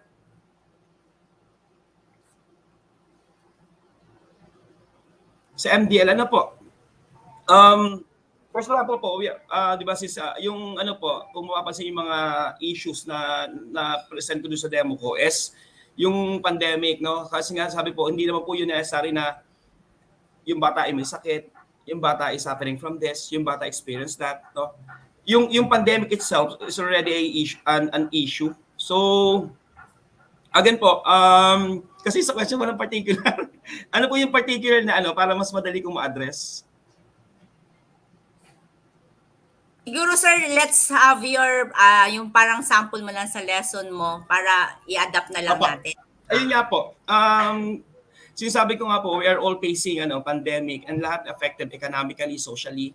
So, yun po, consider natin yung situation ng bata. Napakalaki po napakalaking bagay na we have to consider the situation ng bata kasi it's a domino effect, no? Pag hindi mo siya consider, maaaring maapektuhan siya ito, maaaring makaapekto siya, maaaring mag-rotate yung kung hindi mo siya mako-consider or hindi mo siya ma-address. I don't know if I got it right, ha? Okay, thank you, Sir Michael. Tama naman. Si Sir Mesper, baka merong maisi-share. Sir Mesper, meron ditong question, pero baka mayroon kang maidadagdag. Basahin ko ulit, Sir Mesper, from Sir Arnold. The demonstration is very effective in ODL classes. Likewise, we have to deal with the MDL learners and other unique learners. What is strategy? Sabi niya, Sir Mesper, what strategy can you suggest for this kind of learners in relation to sa demo teaching kanina or siguro kahit sa ibang lesson, Sir Mesper? Thank you. Opo. Actually po, let's speak of reality. Mahirap po talaga kapag modular distance learning. Lalo na po, I am not sure kung ang Laguna, the city divisions in Laguna, ito po, itong mga participants po natin ay ano po ba ang quarantine classification nyo po? Ano pong quarantine classification ng Cabuyao, San Pablo? Hello? Teacher Julian, anong qualification, ano na ang IATF advice? ECQ, MECQ, Hindi pa, medyo maluwag na hindi pa aware kasi pabago-bago. Pero maluwag na po siya. Pwede na po mag... Ayun. Opo. Yes po, Ma'am Donna and Teacher Julian. So, ang point ko po kasi dito, we can only do so much kung ano lang po talaga yung kaya natin, yung within our control, so yun po yung magagawa natin. So, again, going back to my initial point, talagang mag-i-start siya sa profiling. And then, kapag na-profile na po natin, kung kaya natin sa klase dahil ODL, edi magagawa po natin yung mga teaching strategies. Now, the question is if it is in MDL or modular distance learning. Ang una mong tanong syempre sa sarili mo as teacher, what are you doing right now in terms of teaching the modular distance learners? Ano po ba ang mga meron tayo? So we are providing them worksheets, modules, learning activity sheets. So through that, sa mga content doon tayo pwedeng magkaroon ng communication sa ating mga learners na identified na in difficult circumstances at doon tayo pwedeng magkaroon ng pagtulong sa kanila. And alam naman po natin, nabanggit kanina, no, individualized po or per individual ang approach natin. Kasi iba-iba rin naman yung kanilang circumstances na kinakaharap. So again, we can only do so much. Kung ano po yung ginagawa natin, doon tayo magbabank or doon tayo kukuha ng starting point on how we could reach our learners in difficult circumstances. Sabi ko nga po kanina, ayan po talaga ang posibleng tanong, ang malalaking tanong, majority ng tanong, what will we do to our modular distance learners? So again, start with profiling them, and then, di ba po may feedback po tayo na binibigay. So doon din po pwede po tayo makipag-communicate sa learner, diretso sa learner kung ito ay mga junior high school naman na po or senior high school, or kung mga ano naman po, key stage 1, key stage 2, yung mga elementary natin. So we communicate with the parents, and then nagpupunta rin sila, di ba, pag distribution and retrieval of modules. So by letting them know that we are here to lend a helping hand, to assist them, doon po talaga, yun po ang magagawa natin. So let's have a heart po talaga for these types of learners po. Pa-add po ako, ma'am, na Yes. Yes, sir. Sir, go. doon po sa demo lesson natin ginawa for the DM distance learners. Ano na po siya, since sila po ay kumukuha ng module, well instructed naman po yan sa module. Lahat po ng instructions sa module. Nagkasagawa lang po kami ng mga online class. Kumbaga, bonus na lang po sa atin at sa mga bata. Pero again po, lahat po ng instruction nila is well instructed po sa module. Kung wala po silang internet, pwede po nila ipasa yung narrative report, no? Well, step-by-step procedures, mise en place, then isend po ito during the retrieval ng modules. So yun po yung pwedeng i-ano. Since sabi nga po nung isa nag-comment po is applicable po siya sa online. So pag po na modular, edi step-by-step procedure, picturean lang po kasi since panigurado naman po lahat ng bata natin ay may internet once in a while, no? And since ang atin naman po retrieval ay 2 weeks, 3 weeks, so very impossible na within the 3 weeks ay wala naman silang internet. So yung pictures po niyan, step-by-step procedure, isend via messenger, narrative report po, isend na lang po sa retrieval ng module. Ilan po. Yes, thank you, Sir Michael. Tama po, kasi kahit modular naman, meron po tayong group chat. Ma'am Julian, Ma'am Donna. Sige, sir. Sige, so go. Hello. So, go, Sir Christian. You have another thing to say? So ma'am, just to add din, no, sabi mo nga yung sa Facebook. So yun, okay po yun yung magamit natin yung Facebook. Actually, sa amin po, hello? Hello? You're good, Narinig sir. niyo po? Yes po. Clear na clear, sir. Ako, mahina po yata yung connection ko. Pasensya na. Loud and clear pa, sir. Loud and clear, Sir Mesper. Tuloy-tuloy lang. Opo. Okay po. So yun nga po, no, explore natin talaga kung ano din yung meron sila. Lalo na tong modular distance learning. Hindi mo maasahan na yung Google Classroom sila, no? Hindi mo maasahan yan sa Google Classroom. Pero for sure, kahit anong hirap, for sure may Facebook yan. Dahil Pinoy yan eh.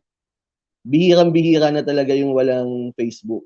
So kung ano yung mga available options natin, explore po natin yun at gawin natin kung paano natin sila maaabot. Kasi pag inisip natin na modular distance learning yan, so wala na yan. Wala na tayong magagawa dyan. So tayo mismo yung pumutol dun sa connection natin sa kanila. So kanina nabanggit ko yung quarantine protocols. Kapag maluwag ang quarantine protocols and we are allowed to move, although limited yung movement, pwede po natin yung gawin. So, yun po. Depende po talaga. Case to case po. Thank you. Thank you po, sir. Wala po tayo ngayong questions. Puro thank you messages po from our participants. Oo nga, Teacher Julian, wala talaga silang question kasi napakalinaw ng demo teaching ni Sir Michael at napaka-linaw din ng lecture ni Sir Mesper and Ma'am Grace. Yes, Ma'am Donna. Kalimitan po ang, ayan, from Ma'am Melina Satona. Congratulations po sa mga speakers. Ang gagaling niyo po. Ayan, thank you, Ma'am Melina. From Sir Arnold Esquivias ulit, napaka-active ni Sir. Thank you very much po, Sir Michael and Sir Mesfer, for your suggestions and recommendations. Highly appreciated po from SDO San Pablo City. Thank you, Sir Arnold. Another one from Sir Carlo Elarmo. I, as an ODL teacher, I am using different platforms such as Google Meet, Zoom, Messenger, and even Facebook so that I could communicate and assess my pupils. Thank you. Thank you, Sir Carlo. Yes, ma'am. Ma'am Donna, lahat naman talaga gagawin ng teachers na po kahit ano, basta maabot lang ang mga estudyante. Oo. Umulan, umaraw, bumagyo, basta magtuturo si teacher. Yun lang, pagka ang problema dyan, Teacher Julien, walang internet. Pag nawalan ng kuryente, nawawalan din ng internet. Yun. So mga ganyang nalalaglag, parte yan ng buhay natin. Ma'am Enya Gonzalvo, ang kanyang virtual club, napakarami. Parang more than 8 yata, o 10, ilan yan? 10 yata, yan. May comments pa ba tayo? Yan, from Ma'am Elaine Pasis. Great facilitators. We learn a lot from you po. Okay, hashtag SDO San Pablo City. Hi, hello po sa inyong lahat, Ma'am Elaine. Ayan, from Ma'am Vilma Cruz. Thank you and congrats sa speakers. Ayan. Thank you, Ma'am Vilma. And meron pa ba? Ayun, wala na. Kasi sa dami-dami ng kanilang mga good comments, sa kanilang mga pampagood vibes, Sir Michael, thank you very much for the demonstration, teacher. Congratulations. 2 thumbs up for that. Napakagaling, napakahusay. Kahit ako, parang gusto kong lutuin lahat ng pinakita mo dong mga menu. Oo, itatry namin. Tignan natin kung kakainin ng mga bata.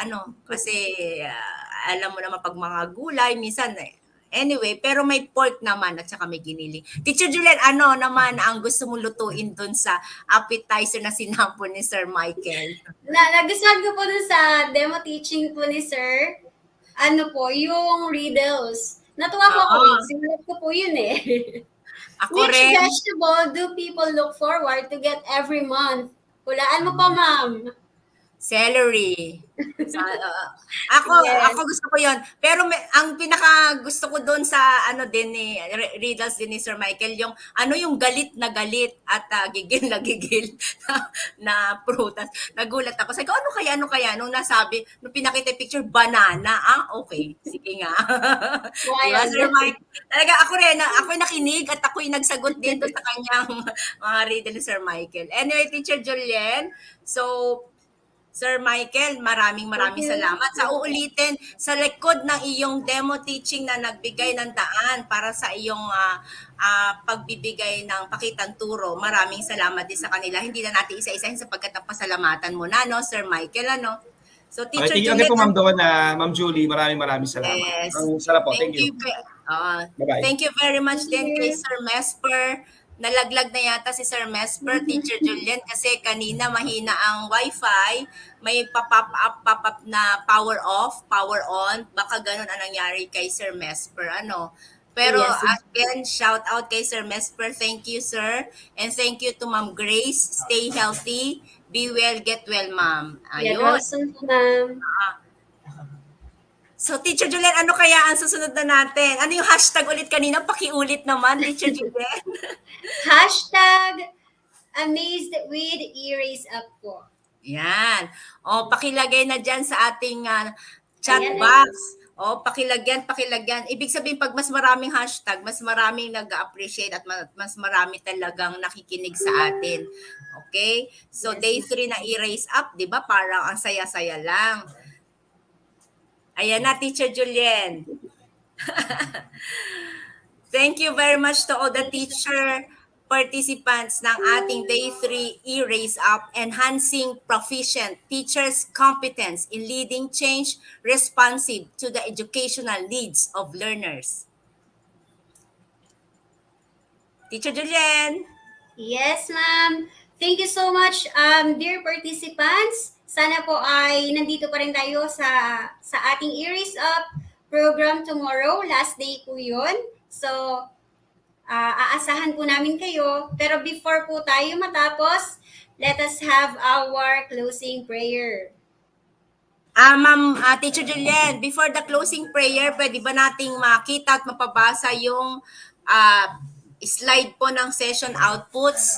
Kasi para mai-remind sa ating mga teacher participants ng DepEd Calabarzon yan. Oh. So, Teacher Julian, go! Okay, for session output, session 4, learning plan. Ma'am Donna, gagawa po ba sila ng learning plan sa ating session output? Okay, from their class manager sa kanilang mga Google Classrooms, kung hindi nila mahanap, meron tayong mga PMT. Pwede nilang ma-PM, ma-contact via messenger, via text, or any means of communication. Sa ating mga class manager, they are very much willing to give TA, to reach out. Mga dear teacher participants, wag po tayong mahihiyang magtanong. Parang right med lamang po yan. Wag pong mahihiyang magtanong sa ating mga PMT or class managers. Yan, Teacher Julian, ano pa kaya yung isa? Meron pa ba? Learning plan and meron pa kaya? Yun lang ang session output. Ayun. Only one, ma'am. Okay, thank you so much again, dear participants. Let us end this program with the closing prayer. Heavenly Father, as we come to the end of our time together, we thank you for what has been accomplished here today at this webinar. May the matters discussed serve as a catalyst to move us forward and cause us to advance and see growth in all areas of our lives. May we leave here recognizing you are the God of all wisdom, and you are willing to lead us forward. This we pray in the name of the Lord Jesus. Amen.